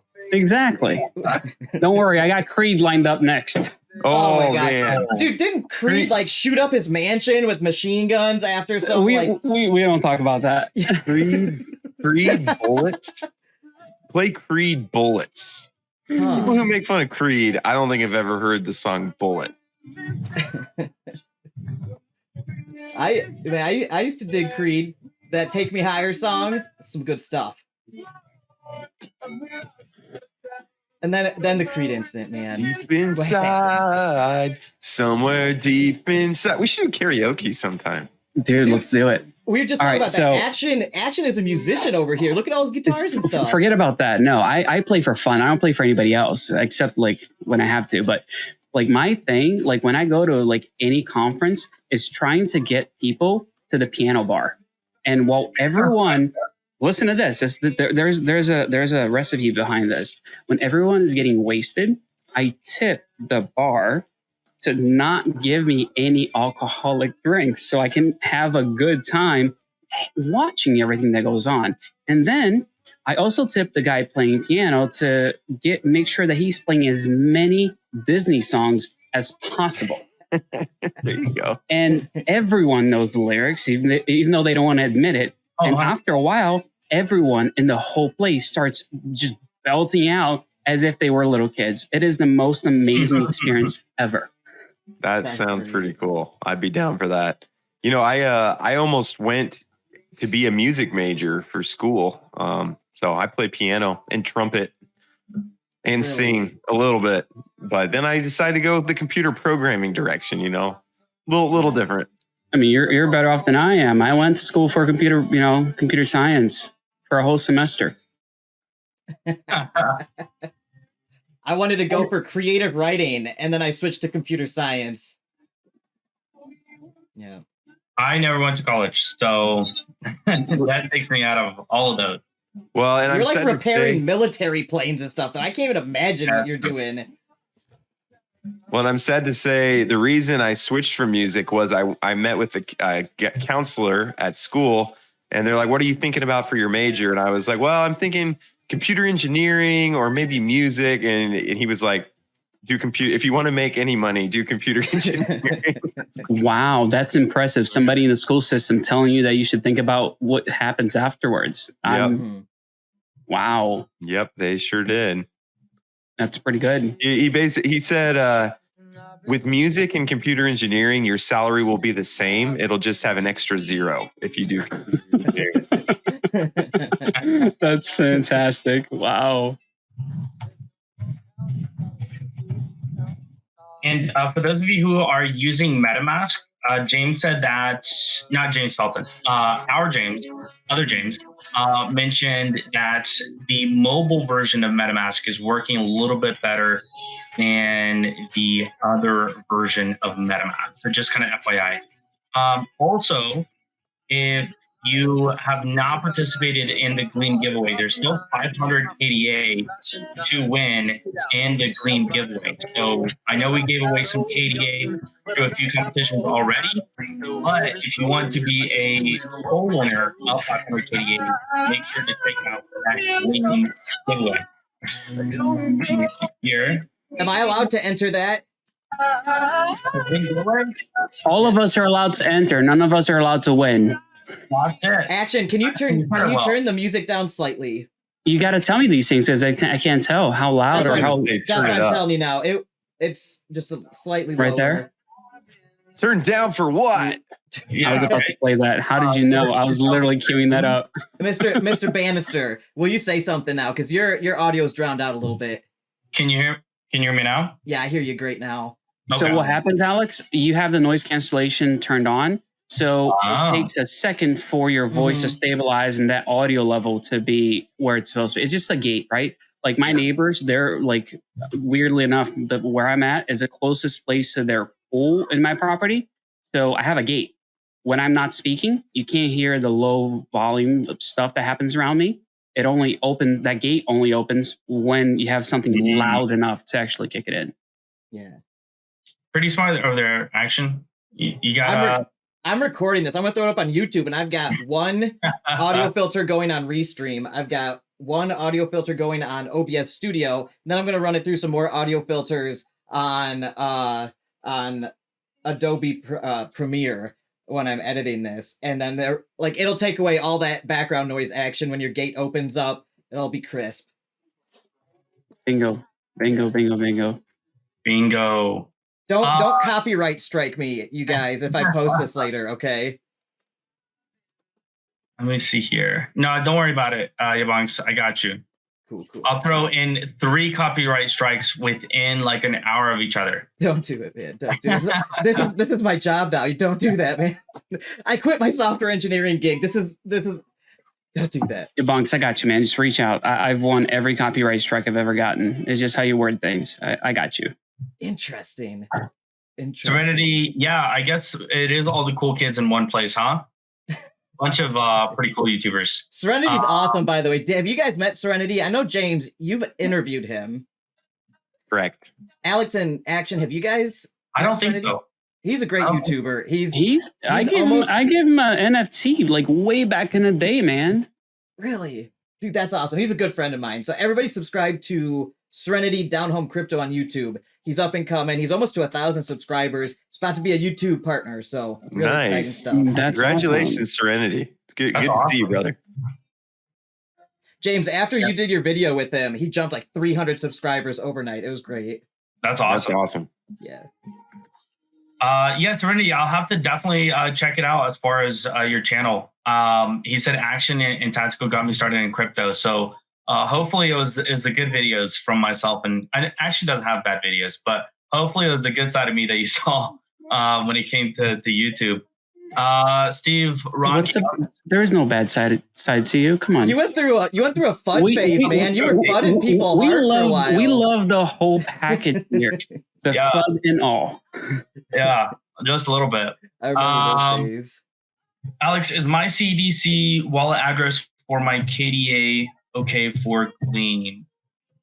Steve, can you expand on that a little bit as far as CDC wallet address? I'm trying to think. What would CDC stand for? Well, we know what CDC stands for, but probably not the one that he's talking about. CDC. Ruben. Oh, crypto.com. Crypto.com. Gotcha. Yeah, that's fine. As long, I don't know. I thought crypto.com didn't allow KDA deposits unless that's recently changed. I may be wrong about that, but I'll have to check. But yeah, if crypto.com offers KDA, then yeah, that would be fine. Ruben, so where's the next KDA giveaway? I want to try my luck again. So Ruben, if are you participating in the Gleam out of curiosity?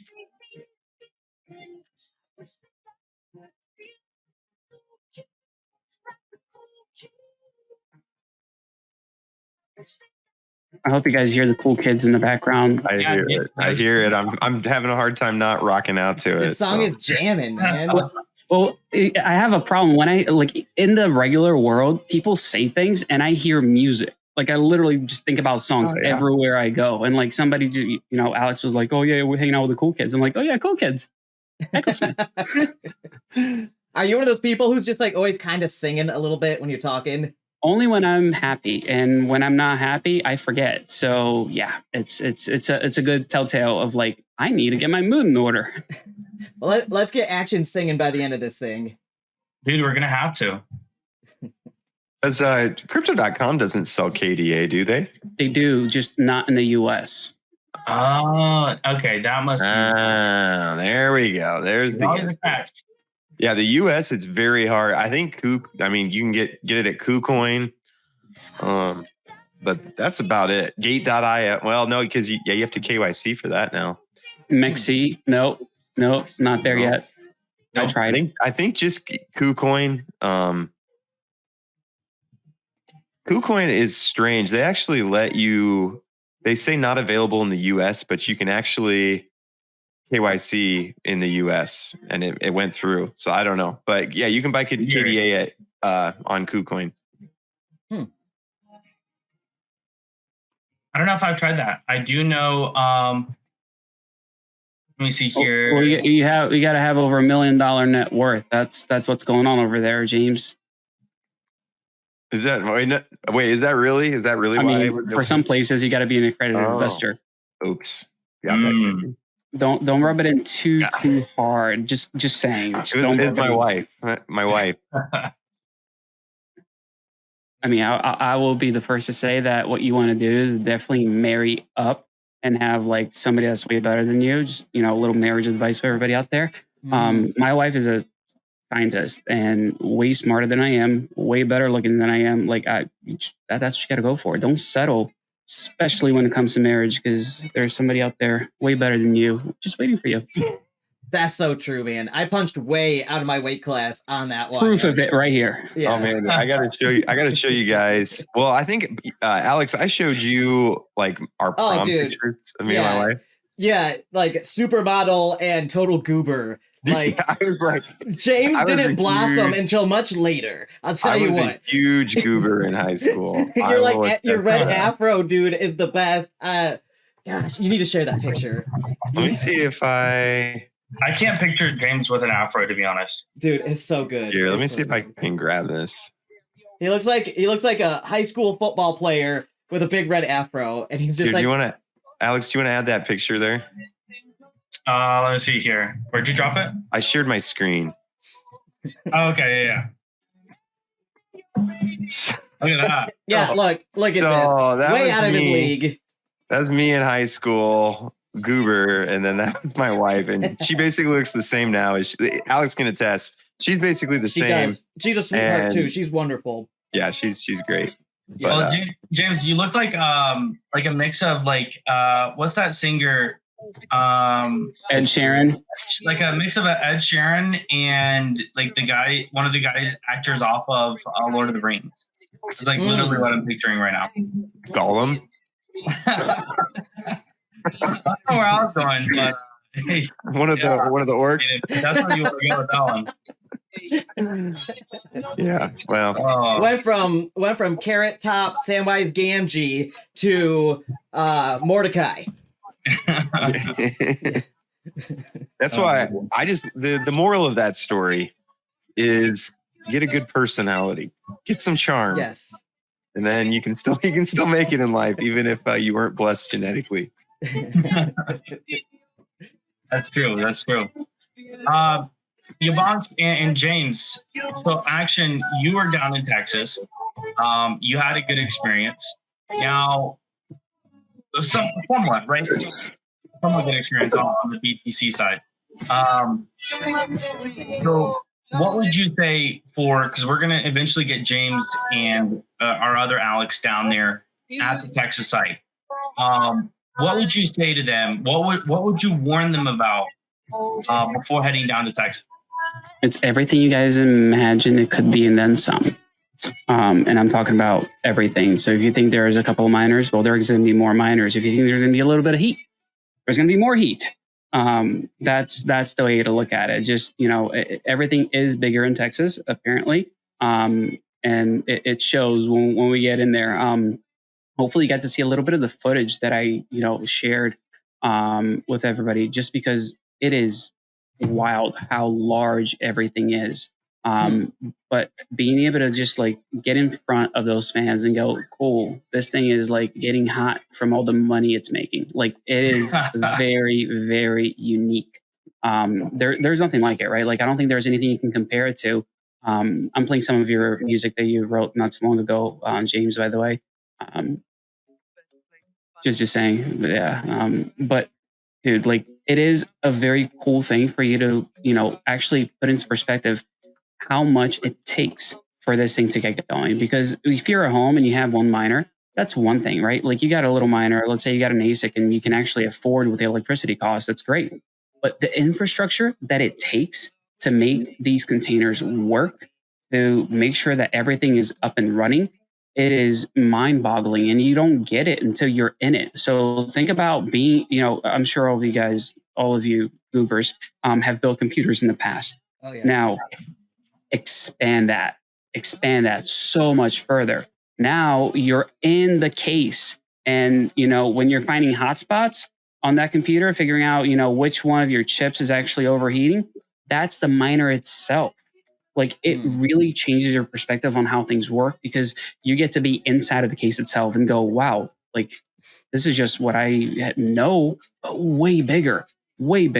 And being able to physically touch things and not having to deal with soldering is a lot better for sure. Being able to plug and unplug, but it's just a very unique experience. And like, it was not only fun, it was exciting to be able to like be part of it that way.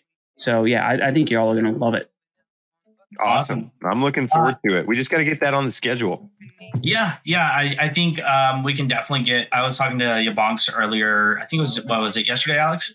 And we we're just talking as far as like when we would have kind of the next trip out and be able to kind of showcase everything for those in our community that are interested in seeing everything on the miners being online. Actually, I think you said that you may be coming out with a video of like a site tour kind of. Yeah, going over exactly what's going on. So, and really depends on, what happens today, because I want to make sure I give people the right info, because I'm going to be a little upset if I tell people go mint and it's like they can't mint. Right. No, you're good. I mean, obviously with how we have everything set up and post this launch, once we open up for the public aspect, let's see here. Funny Toro says he's in Dallas. He'd be interested in a road trip. Yes, Dude, Toro, just come do meet like us. a whole like passenger, like one of those like buses. Just have like a whole passenger travel bus. We should get like a wait. Alex, you want to get a party bus? Dude, that'd be great. Can we just have can you make like a bus or get like a semi truck and on the back put a container full of Bitcoin miners, and then we're just like partying in a Bitcoin mining bus?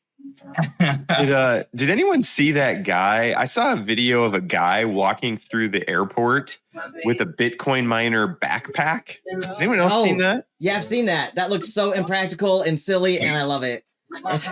Yeah, I kind of wanted one. It's a good conversation starter, for sure. I'll make money on my back. I think there was someone that did that at one of the crypto mining conferences, if I'm not mistaken, and they had a mining backpack that they walked around on. I'd be interested in seeing what the hash rate was, what the efficiency. Probably not good. Terrible. I bet you that thing dies so fast. I mean, is it powered by walking? I mean, why would it? No, like, do you want to take it with you? It's probably batteries, and it probably lasts for like an hour. What's the purpose of having it with you instead of leaving it at home? Unless it's like powered by kinetic energy or something. Picking up chicks, bro. Ooh, I don't know if that's the right way. Helping us, punch up a weight class. You know what I'm saying? Ladies can't resist Bitcoin mining on the go. Trust me. Dude, imagine using it as like a sales pitch. Bitcoin mining on the go. Yeah. Yeah. It doesn't make sense financially, but it's cool and does well on social media. So it could make sense financially. I mean, why do you think they're doing it during these conferences? Because eyes are on them. People are taking pictures. I mean, both of you have already seen it. Yeah, I saw it today. That's attention economy right there. Mm-hmm.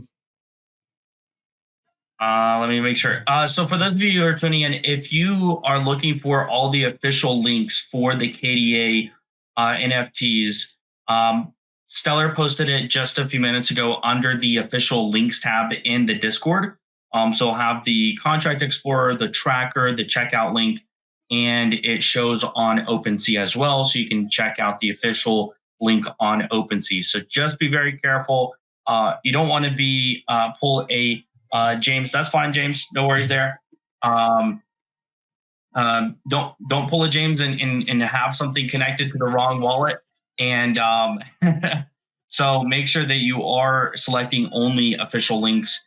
But that said, I think we should be good with that. So make sure you are clicking official links if you are going to mint.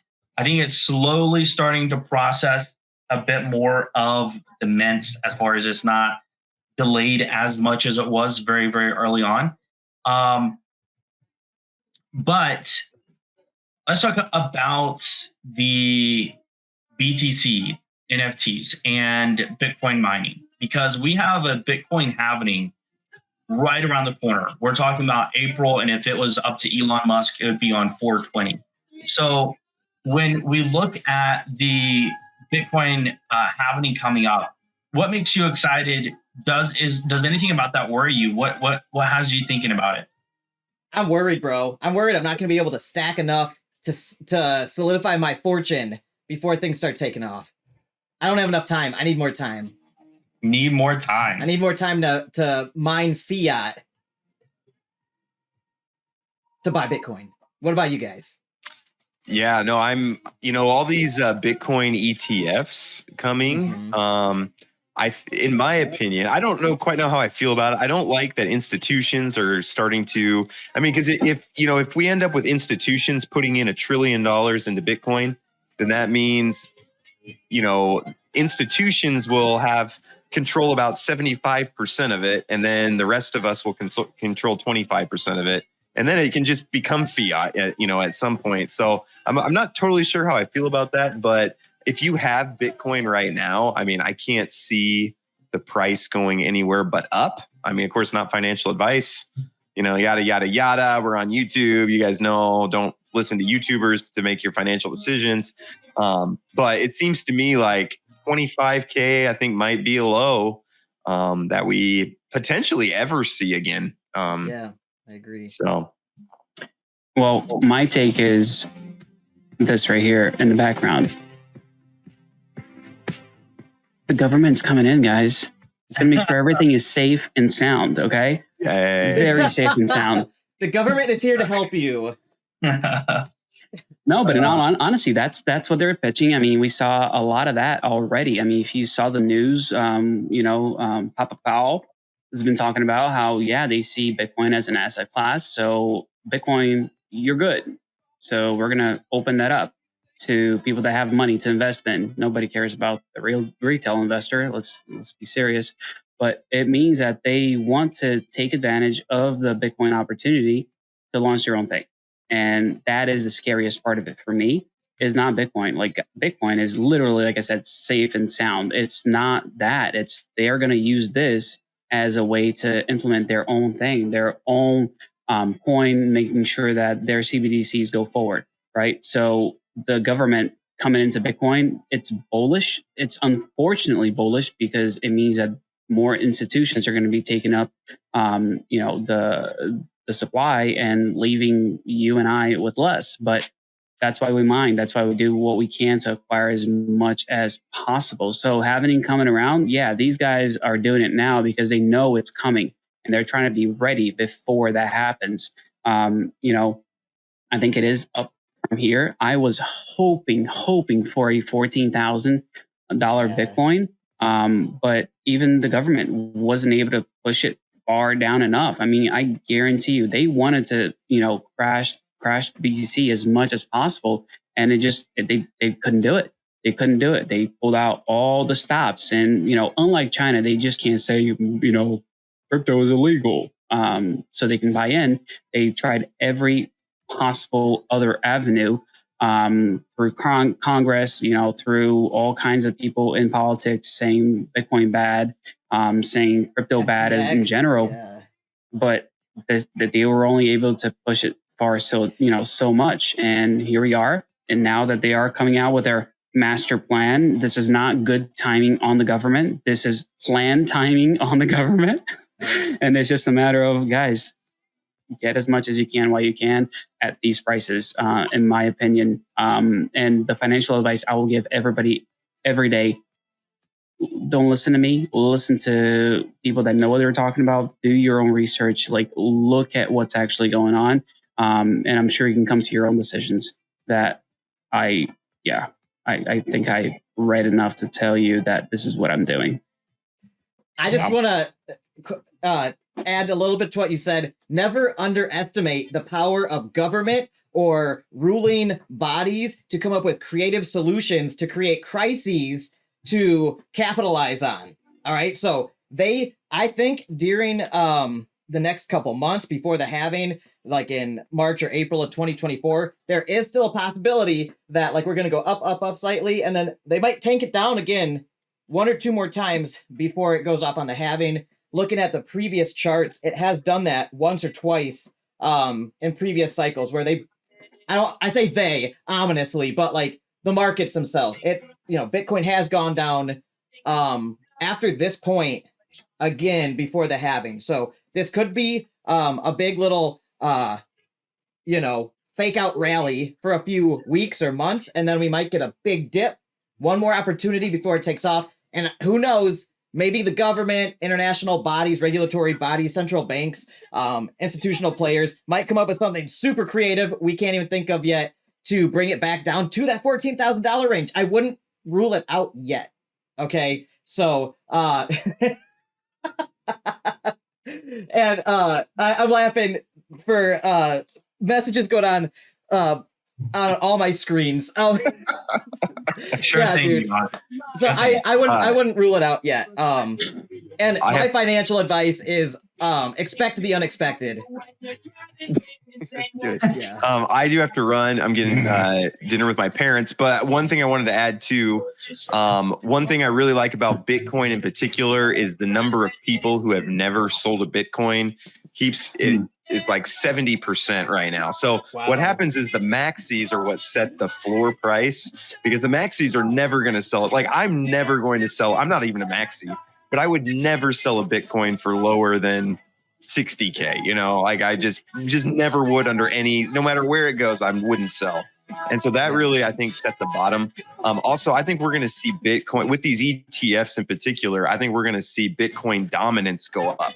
I don't know that Bitcoin pumping is going to help the altcoins as much as it used to, because I think we're going to see, if BlackRock puts in $1 trillion into crypto, they're not going to put it into altcoins. It's going to go all into Bitcoin, maybe Ethereum. And so then I think we're going to see Bitcoin dominance go up. So that's why I'm really bullish on Bitcoin miners as well. That's one of the reasons I love fraction mining myself. So. Yeah. Awesome. Well, James, you go have fun with the family. We're going to keep live here for just a little bit longer. Listen to some good music, some DJ there by Action. And you enjoy the rest of your evening there, James. We'll talk later. Awesome. Thank you, guys. It's been a pleasure. Appreciate all you guys. Have a great rest of your day. Thanks, James. Okay, dude. Yeah. Take care, boss. Yeah, James is dead on, man. Dominance was at 50.1 yesterday, and today it's at 50.2. So it's moving on up. Yeah. And to his point is Bitcoin's the safest one for sure. I mean, SEC even said it's a commodity, not a security. So there's somewhat of a precedent set there with their own statements, which I think protects it more so than anything else in crypto. No, you're right. And to his point, as far as alts are concerned, there is going to be an effect. I think that because of what's happening right now, the major, increase is going to be Bitcoin. The dominance is going to increase on it because it's just going to be more available for everybody to get into it. But altcoins are not dead. Altcoins are simply going to lag behind a little bit. That's all that means, is that it's going to take a little bit longer for them to catch up. So normally when you have, a big run, everything runs exactly together. Now we're going to see a little bit of a lag. That's all it is. It's nothing crazy. It's not bad. It's just different. And it's, to me, exciting because we've never seen something like this. You good? Oh, look at that. Like I think my internet dropped for like just a second and now I'm back. Okay. I'm on the big screen now too. Oh, this feels exciting. This feels exciting.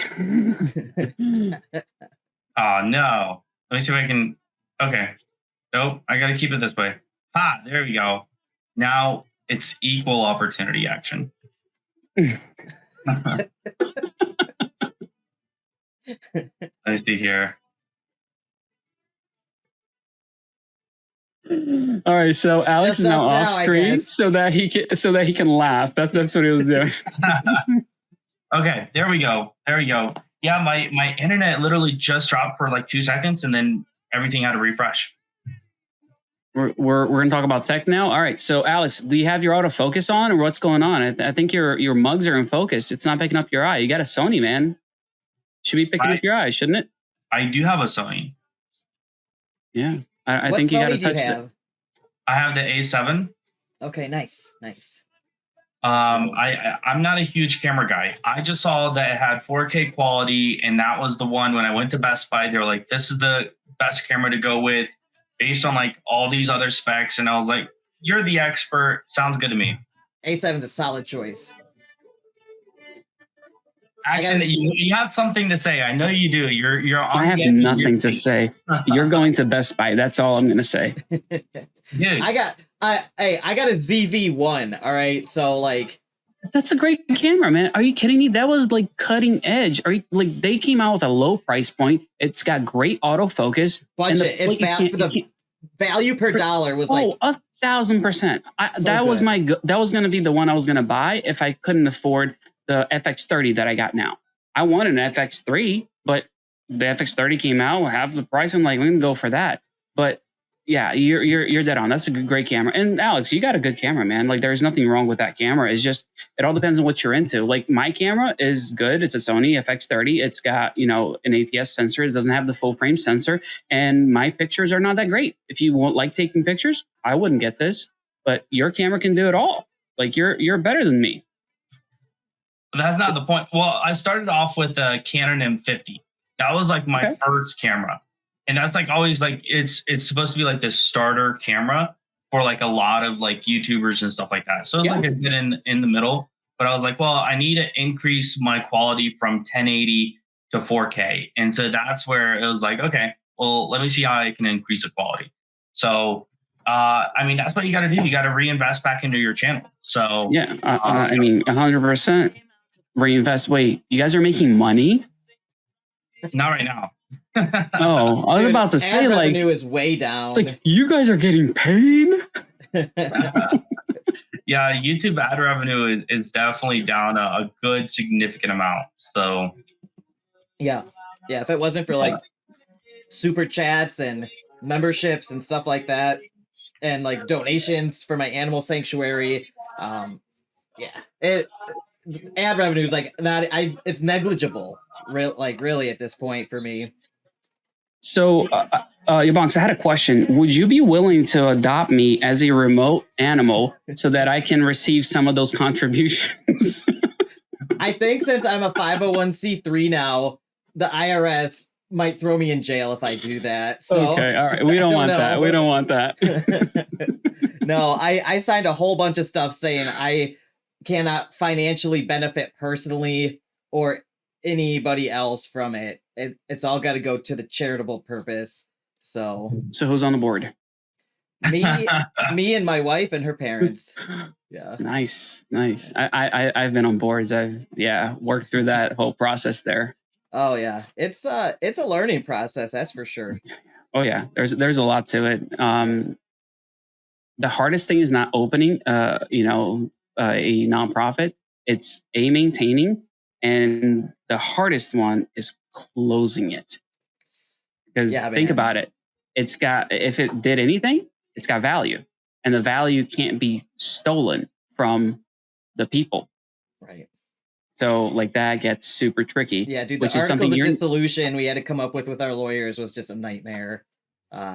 Especially because a lot of the donations goes to infrastructure on the farm for like fencing, posts in the ground, buildings that we've built and stuff that the animals live in. And if we had to like dissolve this thing, it would be a nightmare. I don't even know how that would work. Like, yeah. No, so we're never going to dissolve it. That's the plan. Just going to do this. Random Planet is heading out. Appreciate you hanging out with us for a little bit here. Alex, if you can do him a favor, click your little gear icon on your screen under video, uncheck the mirror camera button, and we're going to see this is huge the right way. Yeah. Is mine's right? Mine is backwards. Okay, wait, where do I go? So gear. Okay.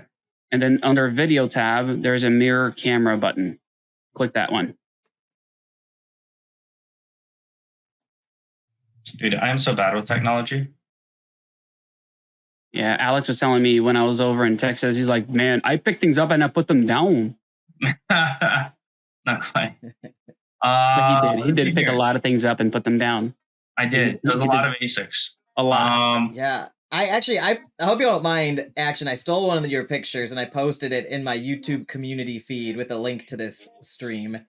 No, like it's not stealing. You're sharing. It's all right. Good. I like that mindset. Thank you. It's a picture of Alex picking up and setting down an ASIC he's racking ASICs, and it looks super intense. I like this picture. Is great. Well, and that's the thing to think about, and that's why you're never going to get a strike, right? Just talk to me, because if anybody says anything about anything, I will help you out with the right wording that you're just commenting and providing value on top of whatever it is that you're stealing. I mean, sharing. Yeah. Also, this video, since I'm recording all this, I'm going to put on YouTube later. It's going to get demonetized because all the music that's going in the background. Oh yeah. Dude, you can't monetize a stream like this with all that music. No, I got it. Go ahead. I think I'm good. But this is more for my subscribers that love fraction mining, because I know a lot of my community members are really bullish on fraction mining. So this video is for them. I want them to be able to because a lot of them are going to miss this because they're in different time zones. And I want them to be able to watch this back on my YouTube channel, get all the information, see how the mint went, see if there's any information they need to get one if it hasn't minted out by the time they see it. By the way, how's the minting going? That's why we're here, right? Yeah. YaBonks, I think with a little bit of the delays, there's been a few other things. So I'm guessing like a few different browsers are not accepting it. So Brave is doing a kickback. Yeah, that's what's happening to me too. Okay. Yeah, so I think we'll be able to kind of figure it out over the course of time. I think with someone just minted, I think it's really just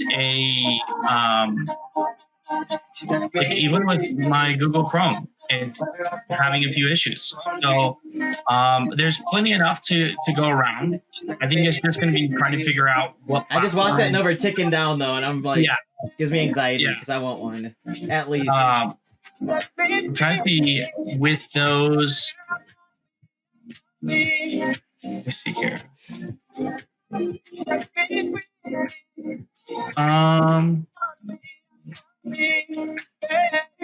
All right, so we got confirmation that Chrome on Mac OS works with credit card. Oh, with credit card. Okay. Is that with MetaMask? Credit card. They don't take MetaMask yet. No, so you have to still have your MetaMask connect to make sure you have the NFT itself. Yes, that's where they'll send the NFT to. So like for mine, it's still loading for some reason. So like let me share my screen real quick.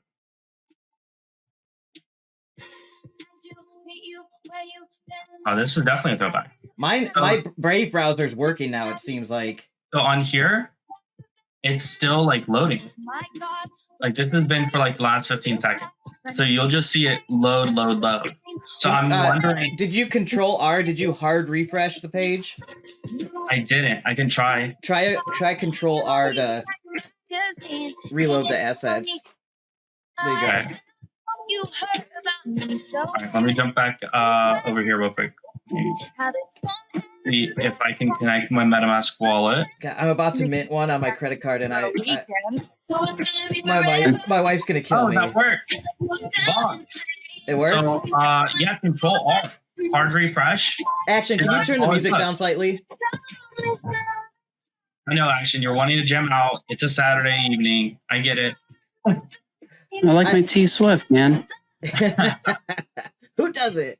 Yeah, Control R, hard refresh. So anybody having that problem on their browser, it seems like one of the devs probably pushed a fix. So in order to reload the JavaScript files and everything like that, do Control R to hard refresh all of the website assets, including the JavaScript files and CSS stuff. And that worked for me, and it seemed to work for Mr. Alexander Bannister as well. I appreciate it. Yeah, YaBonks, with your technical expertise, JavaScript, all that good stuff. Yeah. Right over there. But that's my bread and butter the past 15 years, man. That's how I've made a living. yep, It's a good career. Any of you youngins or not youngins, you can always pivot into computer science. And if you're good with AI and Chat GPT, you can have robots do all the work for you now. So,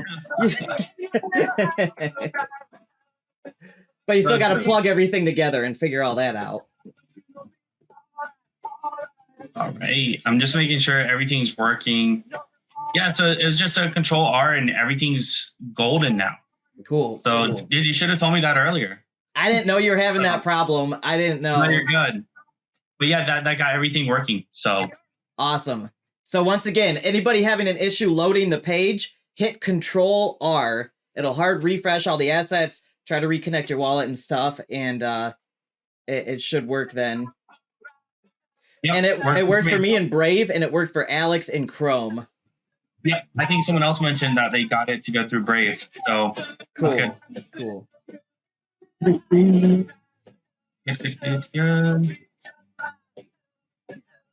I am like, any comments I missed?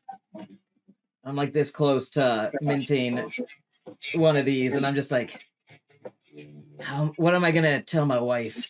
Look, I bought another one of these NFT things I've been telling you about, and she's like, "What the hell is an NFT?"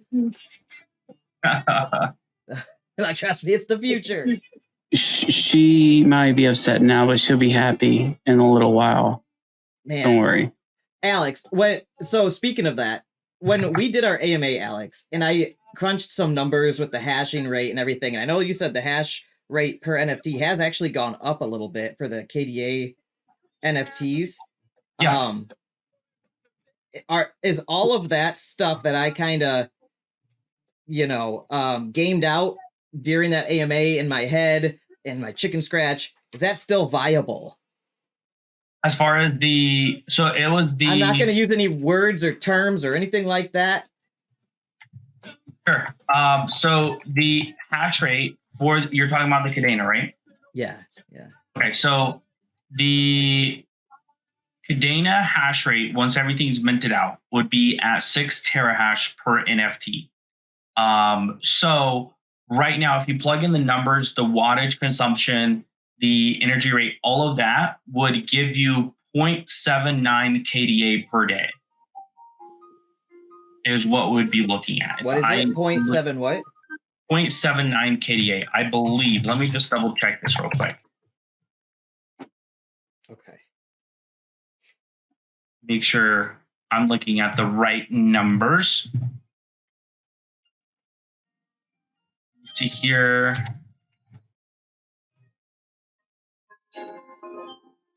And all right, so we're gonna have a total.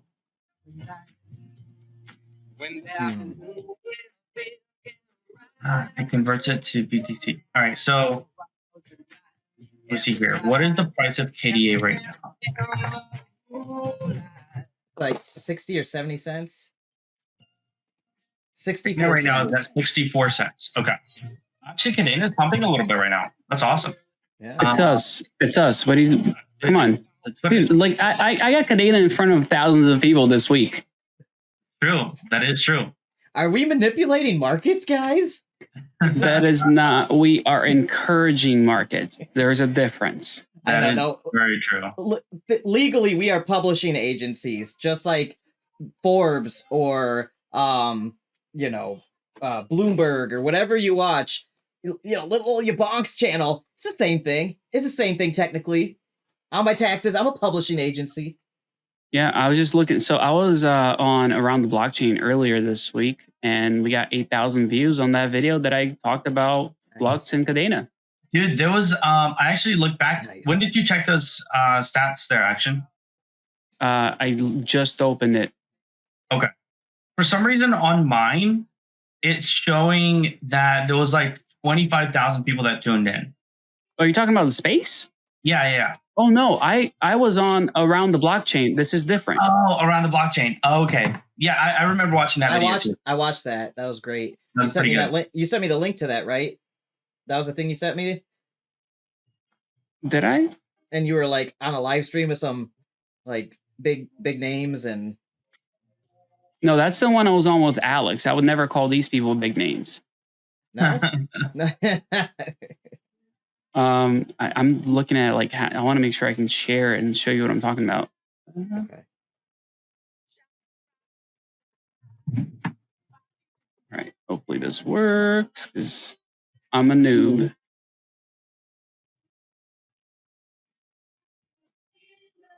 Slowly but surely, we get there. Oh, There we go. So this is Around the Blockchain. This is what I was talking about. So there's my dumb face right there with Dizzy. I watched that one. I watched that. Yeah. That was great.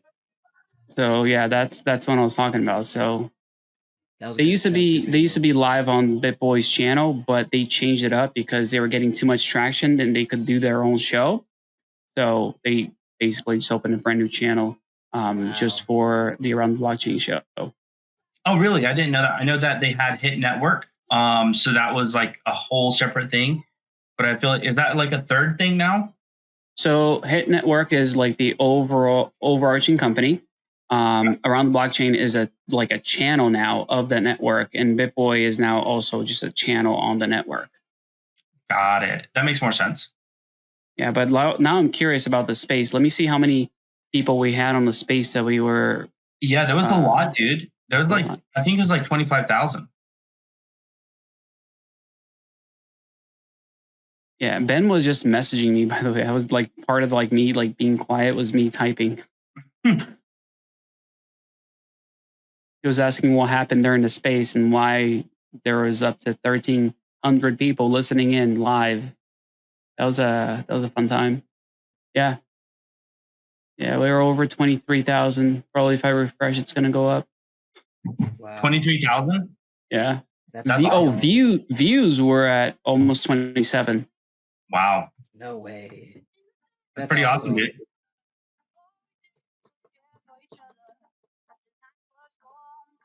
Yeah, that was my first time coming out of that space or on a Twitter space. That was like that big, but it was really good because you had a lot of people with similar ideas, similar mentalities, all being able to kind of come to one place and talk. And so it was really, really good space. How many people? We got 37 people. All right.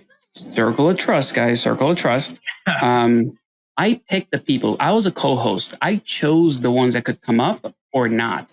AJ writes crypto. He is like the guy who's in charge of running that show. So he was he had to stop and like go do Around the Blockchain. So usually what happens, they stop the show so that people can go to Around the Blockchain, and he had to be on Around the Blockchain. But he trusted me with the whole space and said, Action, go ahead and take over. Because there was like 700 people there already. And he's like, I don't want to stop it for 700 people. Like, I feel bad. So he left me in charge. So all the people that I brought up, I knew were like positive individuals that had good things to say. It's the background power of being co-host. You can say yay or nay. Like I had my inbox, my DMs were filling up with people, yo, bring me up, bring me up, bring me up.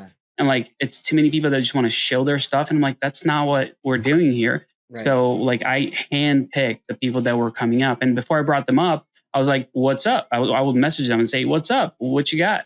Yeah. Just to make sure that things were in line. Yeah. I used to bring a lot of people on my live streams, and all of a sudden everybody wanted to come on my live streams because all these people were watching them. And I noticed it just immediately, it's just like everybody, all these project founders just wanted to come on and show their projects. I'm like, no, I'm trying to have discussions outside of like projects. Like, this is not just for you to come shill like my whole show. Like, so I just like, I stopped doing that. And yeah, I know what you mean. So I'm going to show really quick, but I'm going to do it the right way. Because Steve just asked me what if I have a Twitter. I'm not going to send you my Twitter. I'm going to send you a post on my Twitter right on Twitch here. And that's the post you should like, which is talking about what we're doing right now. There you go. That's not shilling though. You can self-promote your own social media. I don't consider that like shilling. If it's like a DeFi project though, and they're just using your platform to get, you know, funding from your audience, that's different. Okay. You know, like I got stuff on my screen right here, guys. Go follow YaBonks on all this stuff. Check it out. I wasn't going to talk about that. Yeah. Oh, shameless, bro. Shameless self-promotion is, you got shameless to. It's ruthless out here. It's a jungle out there, huh? Oh, that's a good song. See, you're in a good mood. You got the music in you. That is also okay. All right, I gotta go there. I mean, you just did. I got the music in me too, man. I'm a very happy person most of the time. So this is good mood, and this is a song that I really love because it's the theme song to the Paw Patrol movie. Dude, nice. But it's I mean, it's Adam Levine. It's just. They picked the song for it. Quality, dude. Dude, I'm over here nerding out, doing price projections on Kadena with 0.7 KDA, 0.79 KDA per day. And, dude, coming in this next bull run, this could get stupid. So, I checked the numbers, YaBonks. So after like the aspect of the, you take out the energy, which is the 78 watts at 7 cents. It puts it at 0.61 KDA. Like that is what is the end profit every single day. Okay, so each NFT after expenses and electricity and everything, it's going to be how much? 0.61 KDA. 0.61 KDA.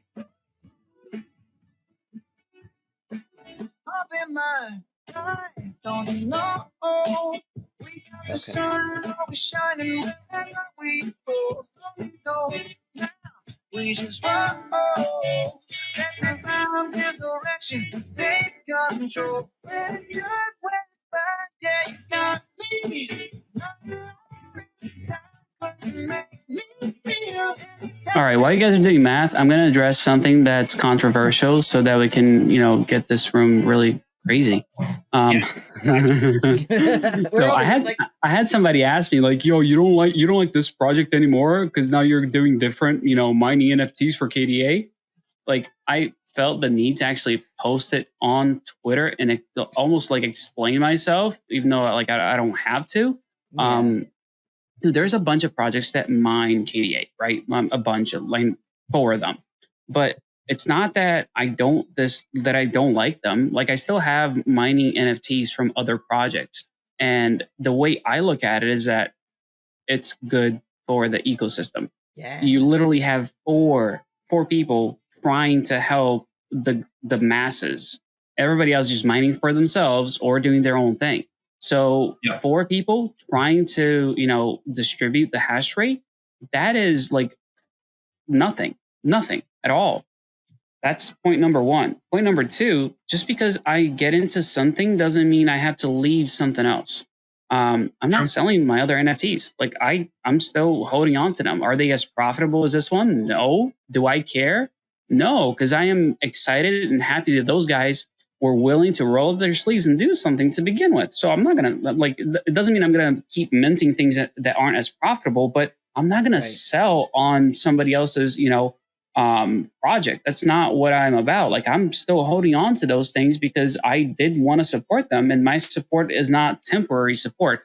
My support is long-term if I believe in something. So yeah, I'm sticking around with other projects, but now I'm here. I'm here to stay. I mean, I already, like I said, gave my blood, sweat, and tears. So we're going to ride this out. Yeah. I think, you don't have to explain yourself, but with like such a tight-knit community like Kadena, maybe it's good to let people know your thought process on that and let them know, like, it's not because I don't like them. I like them too, but I also like them. They're all here supporting the blockchain network. They are all hashing. Everybody here is supporting the network. It actually adds to the decentralization and the robustness, the speed and scalability, the long-term viability of the blockchain for people to build on it. So every project that does something like this is fantastic for the whole Kadena ecosystem. And everyone is a win in my book. And Bingo.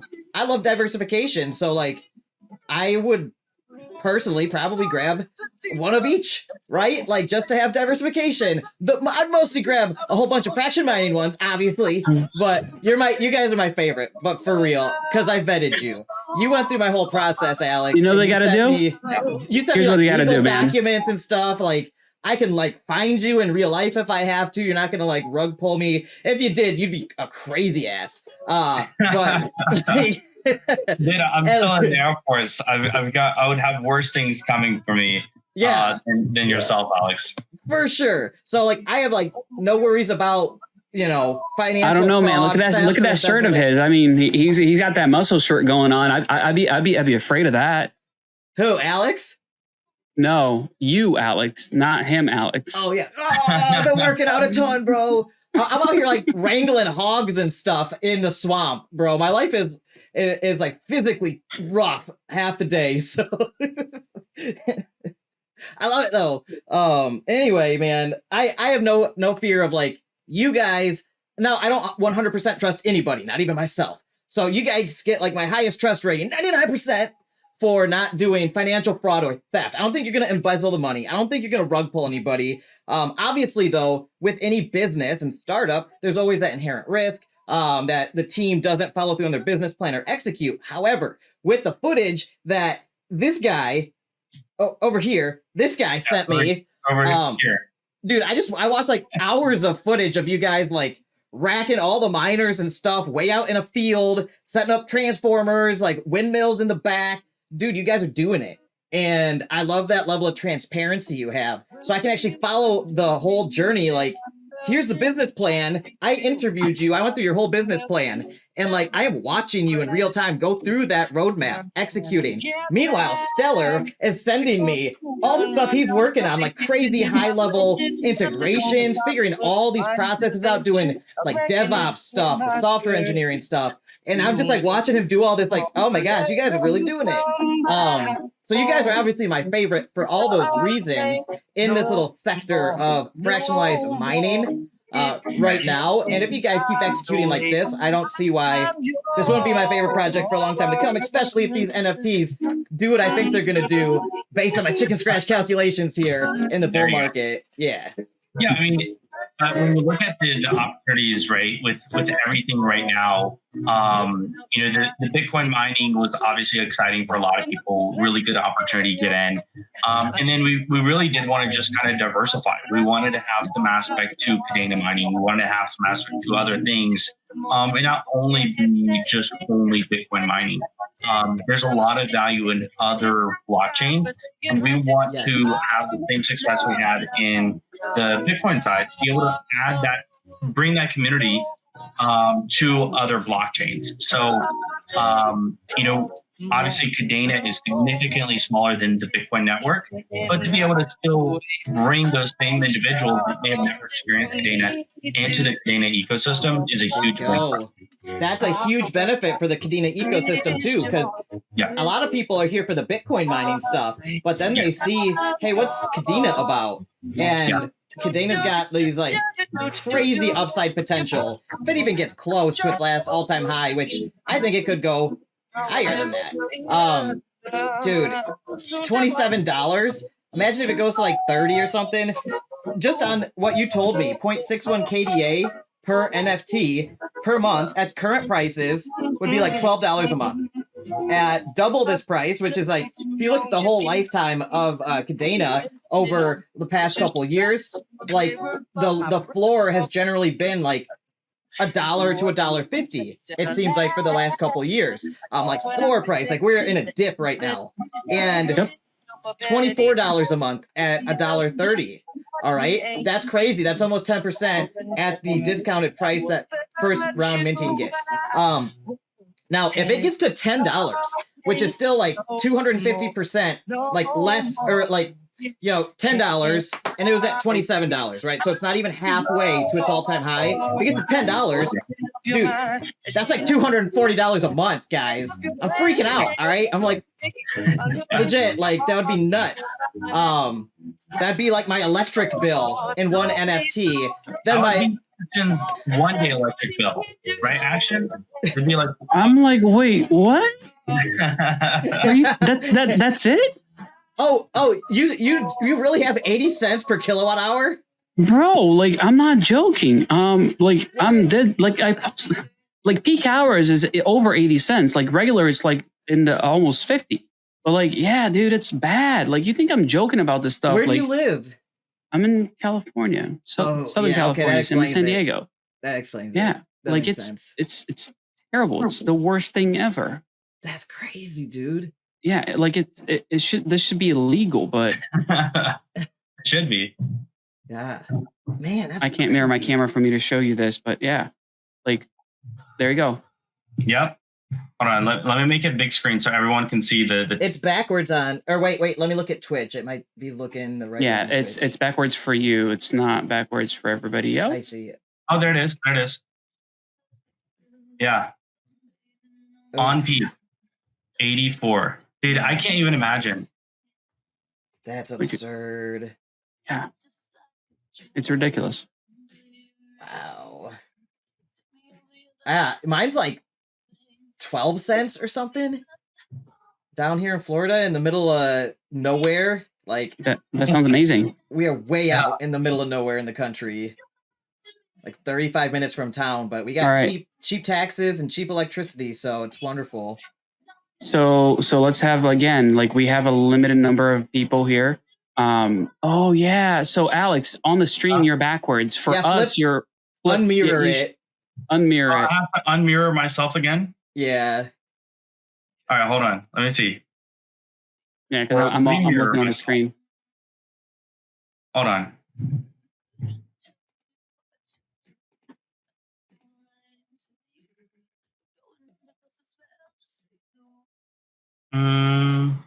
Yeah. This is where I'm at right now. Mine looks fine on Twitch. Your shirt text looks backwards on Twitch action. Does it? I think so. Oh, so I'm backwards. Okay, I see. Yeah, and Restream, man, they make this confusing, don't they? They do. They don't make our jobs easy. I look fine. There you go. There you go. All right. And I should be fixed. I think Twitch. Yeah, it's gonna refresh. Yeah, you should be good now. So I'm over here, California dreaming, YaBonks. All right, you gotta play California Dream now. This is California dreaming, man. I think you were thinking about something else, but I'll put that on the queue for you. Don't worry. All right. But YaBonks, what do you do, man? Like, this is going to be a very, very personal question. Yeah. Animals eat a lot. Yeah. What do you do with what they output? Oh, it's It's actually pretty cool. I'm all about permaculture and trying to create like a self-sustaining ecosystem here on our little 5-acre homestead farm animal sanctuary. And I try to incorporate the manure from all the animals as well as like the hay and the bedding when we change out their hay and bedding. And I place that around and I place that around perennials like fruit trees, nut trees, things like that. And they feed the fruit and nut trees. The fruit and nut trees drop leaves and berries and nuts for the animals. And the animals eat that. It's like a cool little system, and it helps keep the nutrients within the land. And actually, we're bringing in nutrients from outside the land when we buy food, when we buy hay, when we buy bedding. And then the trees eat that, and then it creates extra nutrients then. And then the manure stays within the system. Obviously, we remove it and compost it and put it in, away from the animals and stuff. We don't put it on like annuals. We don't put it on vegetables or anything, or potatoes, things in the ground. I mean, you can, but you gotta process it first. So you gotta compost it fully. Exactly. That's awesome, dude. That's a bunch of nitrogen you'd be paying for otherwise, And I'm trying to set this up so that way, if like the grid collapses and we're out here like it's like the 1800s, I want to have systems in place already that would make it so it wouldn't be that abrupt of a change for our lifestyle. Obviously no electricity would be a little rough, but I want to make it so we don't all starve, essentially. No, dude, that's great. I mean, I don't have as much land as you do, and I'm in Southern California where everything is more expensive. So like growing my own stuff a lot of times makes sense. Like I'm getting zucchinis right now that are like bigger than my forearm. Like, nice. It's phenomenal. I love it. I'm about to, pick some corn probably in the next couple of days. Like I'm having a great time doing exactly that. And I love like starting small and enjoying it. And like, if anybody has kids, this is a tip on having kids. If they plant food, if they grow the food, they will eat the food. So it makes it a lot easier. Like my kids, like we have a bunch, like I have a whole planter basically full of mint. They are like, I'll catch them like, hey, what's on your tooth there? Oh, I was eating mint. That's great, though. A lot of kids these days aren't doing stuff like that. I know. They're just like stuck to their iPads and. Some kids today, it wasn't like this when I was growing up. I was walking 5 miles uphill in the snow just to get some lettuce. Oh, no. What's happened to me? We are getting there, sir. We are getting there. Yeah, you guys are getting there. I'm not quite there yet. So these young whippersnappers, man. Oh man. But the funny thing is that I used to sound old when I was young too. So like I've been the same way forever. You know what I mean? Like when I was growing up, like I started working for a Fortune 500 and I was 19 years old. And people would look at me like, well, this is weird. Or aren't you a millennial? How come you're like this? I'm like, you mean normal? So it's nice when you kind of like grow up early around things that matter, like don't grow up too quick, guys. You can still play video games, you can still have fun, but like around life, growing up early does help, making sure that you get to meet awesome people like YaBonks, like Al, like Tack up here.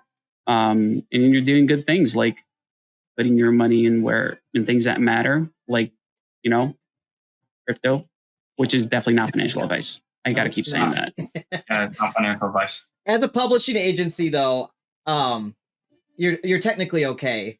If you go to somebody's house, though, and you're one-on-one with them, and you're like, look, you're going to want to buy Bitcoin. Then, like, you could get got for that. But if you're like, on YouTube, you got thousands of subscribers, you're talking to the masses, you can basically say whatever you want in terms of that kind of stuff. From my understanding of it. I watched... I want you to try that out and let me know how that goes. I'm not there yet. I'm not there yet, but I just want to say, like, you don't have to be... I still say it. I still say not financial advice, but, I don't think we're going to get in any... trouble saying I like Bitcoin and I think it's a good idea to buy Bitcoin. We have nothing to worry about there. Until we start promoting securities, right? That could get a little... See, there's also, though, as a publishing agency, you can freely talk about things. Now, if you are doing like a sponsored promotion for something that could be considered a security, FTC laws do require you to disclaim that you have received compensation for creating the video or whatever, technically. And like worst case, you probably get like a smack on the wrist, a warning letter or something. As long as you're not like Kim Kardashian, you know what I mean? They dropped the lawsuit. She didn't have to pay anything, dude. Like that was never mind, less, not even that. less Like, than a slap on the wrist. Yeah. So I think it all comes down to like just trying to follow like your moral compass, I guess, with that kind of stuff. And just as long as you're like trying to do the right thing and not like egregiously try to like lead people off a cliff for your own personal gain, then I don't think you have much to worry about. I think it's more important to protect your reputation long term, and your audience. And that goes hand in hand. Like you protect your audience as best you can, your reputation's gonna uphold. So I always just say like, follow my moral compass, do what I think is right. And if something doesn't feel right, I probably shouldn't do it. And I should reconsider. Yeah. And my approach to this whole thing is like, this is what I'm doing. This is where I'm putting my money into. It makes it a lot easier for me to talk about it. Yeah. It's not like, let me try to pitch you or sell you on something. I'm just going to tell you what I've been up to. And if you think it's a good idea, hey, do your thing, but you do you, bro. Yeah, exactly. Speaking of which, I think I should try to, I think I am going to try to mint one of these. Nice. Action. We can definitely do that. We need to get on the ball as far as Twitter Spaces. I'd love to start. What we were talking about, right? As far as like starting crypto news. So like, I love Twitter Spaces because it really brings different communities together. You can talk about different projects. Next, when do we want to start that? And I'd love to have different influencers, different YouTubers on as guests to share kind of their opinions, their thoughts. What are your thoughts? So I've ran Twitter Spaces for the Canadian ecosystem forever. So like anytime I jump on any of their spaces, they're like, oh, Action, you're here. I'm like, yeah, I'm here. What's going on? Like I'm doing weekly spaces with, I'm doing weekly spaces with Mario's people. Like I'm in that space already. What I think I want to do is do stuff with better people, meaning you. So all I want to know is when is the best time for Twitter Spaces to happen? And I am 1,000% down on scheduling them right now and having them starting tomorrow, next week, whenever. I'm ready, dude. I'm 100% ready to go. Well, I was thinking of like a good name for it, right? As far as like something that you would want to know by, like a good, like what day of the week. And so like Twitter Tuesdays, even though that's like a tongue twister, Twitter Tuesdays sounds like a really, really good time for me. But like I like Mondays because that like sets you up for the week, right? So like no. So what we have, Monday, for everybody watching, I have the ability of sending him private messages. So when he starts laughing randomly, it's because I'm making him laugh. This is on purpose. That's going to pop up on my YouTube video, by the way. I will try my best to edit those out, but man, it's a long stream. So, I'm totally good, man. Like if you post that, like Action said these things, I'll get it. Yeah, I'll laugh. So everybody should watch that. Because I thought that was funny everybody too. Everybody should watch what YaBonks puts on YouTube before you're gonna see the behind the scene comments, like from James too earlier. He said some funny stuff, and like it'll be great. It'll be good little be good. Easter eggs. Yeah, there you go. There you go. Right before you get canceled, but go ahead. Oh man. Yeah, I'm not gonna have to worry about those copyright strikes now, YaBonks. Someone else will do that for me. So, but yeah, I think that we kind of need to do that. I feel like that was something that was missing in the space, and having something that you start off the week with kind of the expectation of what's going to be happening in crypto this week. Because like everyone's Monday is like super crazy, and so having the ability for people to like prepare for the week when it comes to crypto, even though everything changes so quickly, but just having that like hey, let's see what happened over the weekend. Now this is what the week looks like. And having that kind of group, that mentality, I think is a huge benefit to a lot of people. Yeah, I'm totally down. I like Mondays. I don't mind Mondays at all. We can kind of bring everything together that happened during the week. And we'll have special guests. I'm totally down. You tell me, you know, are you my first special guest? I think you're my first special guest, Action. Oh, okay. So you're putting on a show. Is that what I'm hearing? I don't know. I mean, you can put on the show. You have all the acoustics and all the DJ stuff that I don't have access to. So you can, by all means, and be the one putting on the show. I mean, I'm totally down for whatever, man. I mean, you're the one with a big following. You got 14,000 subscribers or followers on Twitter. I have no clue how that happened, because like for me, like I didn't like promote my Twitter like crazy, but there was a period of time that was like, hey, go follow me on Twitter. And so there was a point in time I was really, really active on Twitter, but it wasn't something that like I really need to get back onto it, really. And the same thing with YouTube, getting back to a bit more consistency, but with all my energy and time and focus being spent on FM has really taken away a lot of that time from social media. But so Alex got botted.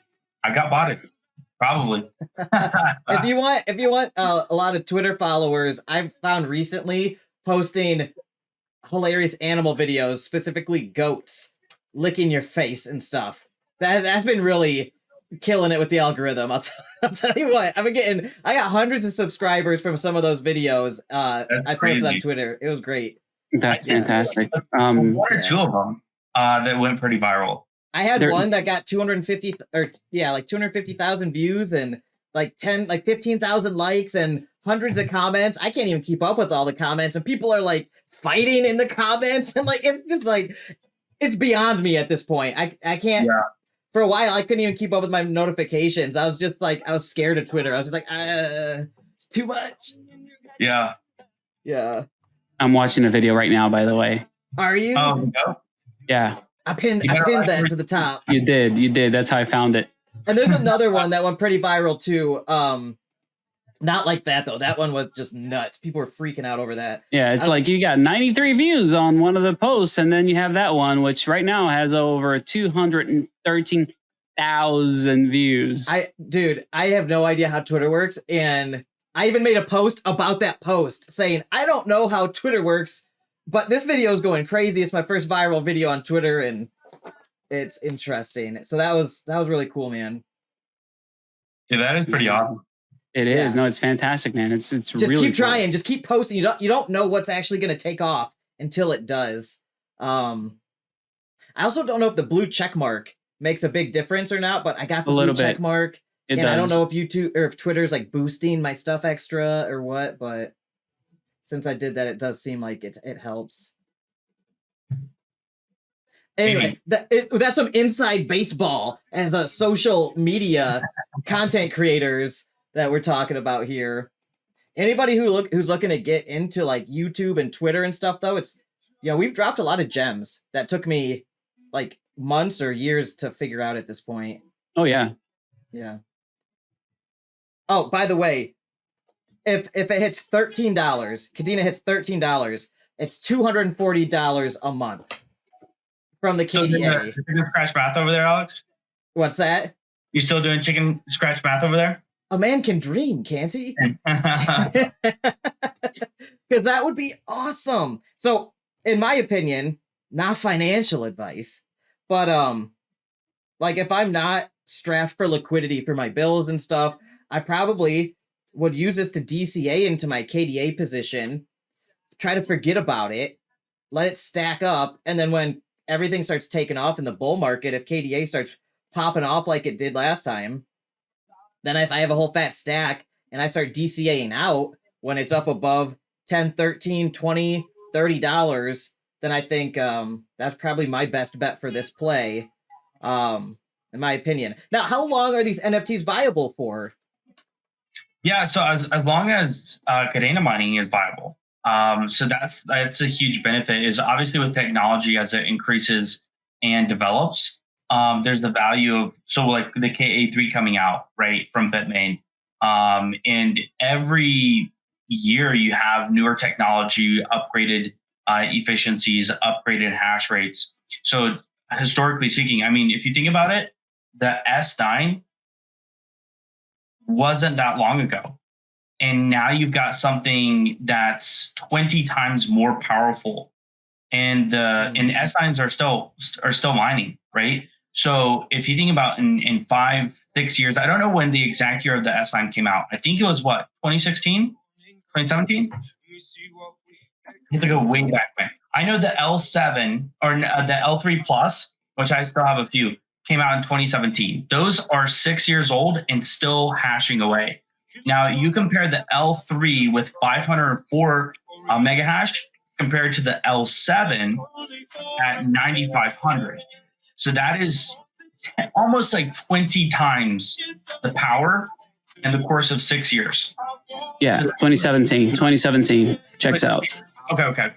So, yeah, that is absolutely insane as far as like the efficiency. So when it comes to like the ability to constantly improve, that is something that we're able to in 2 years, 3 years, 4 years. Who knows the next KA3 or the KA5 that comes out by Bitmain that just blows everything else out of the water. And that's why I like outsourcing this stuff to you guys, so I don't have to stay on top of it. You guys can just swap out the racks, and I can sit at home counting my KDA from the NFT every month.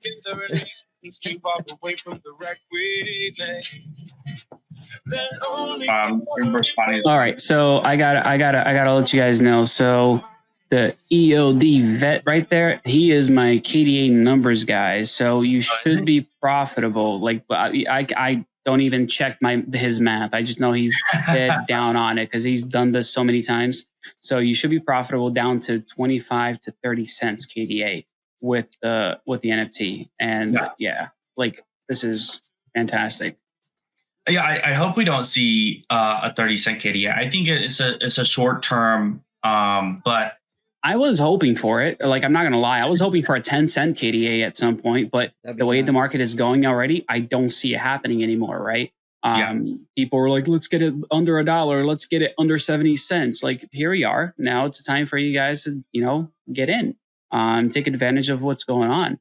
So just don't let it pass you by, because we always, it's like those people like, oh, wow, Bitcoin, $60,000. It's too expensive for me to get in. Man, I wish I had the money to get in. And then it's down at 30. And people are like, why would I buy this? It's only $30,000. Yeah. Like, are you kidding me? Like, people need to, make sure that they have that internal check and go, okay, this is what I believe in, and this is what I'm going to stick to. I believe that I'm not selling Bitcoin under 100K. Yeah. I'm not selling KDA under $12. Like, that's the way for you to look at it. Like, make those decisions now. So when, things kind of run up or down regardless. And I'm not talking about just now, overall, you're setting your convictions and you know what you're going to do, and you're going to, execute on that plan. Alex, it is getting a little late. Well, how you doing on time, man? Dude, I've got to get going in just a second. Okay. We've got probably a few things we got to get caught up on. And then I got to follow up back with Stellar on dashboard release. So that's going to be happening probably late into the evening. Should be fully viable tomorrow. And then we'll have also the full landing page, hopefully integrated through the website for the KDA launch or the KDA NFTs. And then also, I know there's a lot of people that joined our community for Action Mining. Probably about 50 to 100 people joined late. So they didn't have a membership NFT. So for a lot of people, they weren't able to mint, I would say for a majority of people. So that is one of the things that we're going to be discussing as a team internally. When do we want to open up for everybody else? And then obviously time zones are a thing as well. So we're going to be looking at seeing what we can do to open that up for everyone else tomorrow. That's fantastic, man. That's good. Because, we got messages right here saying, hey, when public opens, I'm going to mint out. So wait, public's not even open right now? Dude, what? No. It's just those who are whitelisted. So those who are current. How long do I have? I know I'm whitelisted. How long do I have? Well, I don't know yet, Alex. We're thinking about opening it up publicly. Same time tomorrow. 5 p.m. Central Standard Time on Sunday, and that's going to open it publicly for everyone. I did it. I clicked buy. YOLO. YOLO. I'm freaking out. I remember when the term YOLO came out. That was like in my heyday when I was like 12. So that was when YOLO was a thing back in like 2010, something like that. Yeah. Forever ago, dude. What's YOLO, guys? Actually, you know what? You're from Cali. You know exactly what YOLO means. that was more of a age joke right there. I get it. Making fun of my young age. You probably don't even know what I'm playing in the background right now. I have no clue what you're playing. Okay, YaBonks, help me. Closing time. By what is this? You like Cherry? What? No. It's a one-hit wonder. I don't expect anybody to know it's Sonics. Oh, okay, yeah. Oh, by the way, if anybody's buying with a credit card and it gets declined, like mine just did, check your phone. You'll get probably a text message from your credit card company saying, "Hey, was this you?" Reply yes or no. And then I replied yes. I said, if you said yes, you will not be charged unless the purchase is attempted again. So I hit yes. And I said, so now the merchant has been approved for my credit card. And I'm going to now try it again. And it should go through this time. Let's see if it double works. YOLO right there. Yeah, double YOLO, bro. And then, we'll deal with the consequences of that with my personal financial situation later. But YOLO, I'm such a degen, you guys. You are a degen. I love this stuff so much. It's so much fun. All right, it says payment processed, and now step 2, delivering item. Wait. You said it was processed? Yes, it says payment.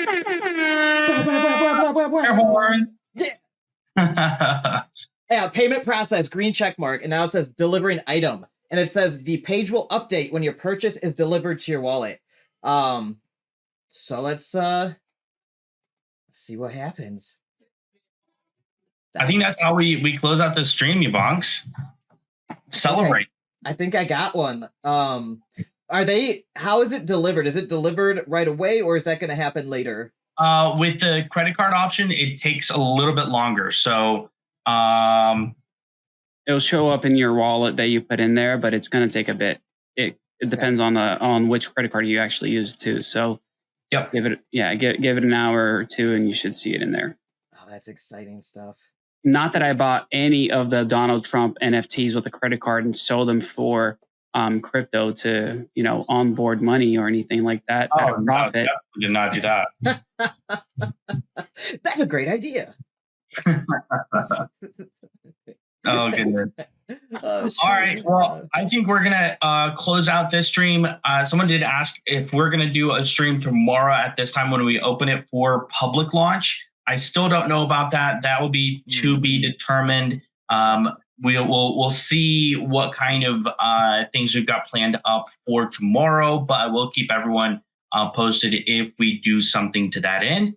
But a huge appreciation for you, Action, for YaBonks coming on here. James, who already came on here. We had a great time. I always enjoy this. I always enjoy talking to my friends. So this is always a great opportunity. But appreciate you guys. Appreciate everyone who tuned in. I think this was fantastic. We'll have to do this more often. We'll be doing Twitter Spaces. So we're going to start doing some more of that and bringing more involvement into the crypto space. So Action, you have a great, is it afternoon? It's 5 o'clock. So it's 5 here. Dinner time.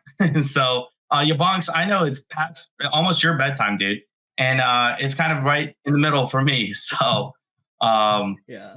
But all right, any last final words, questions, comments?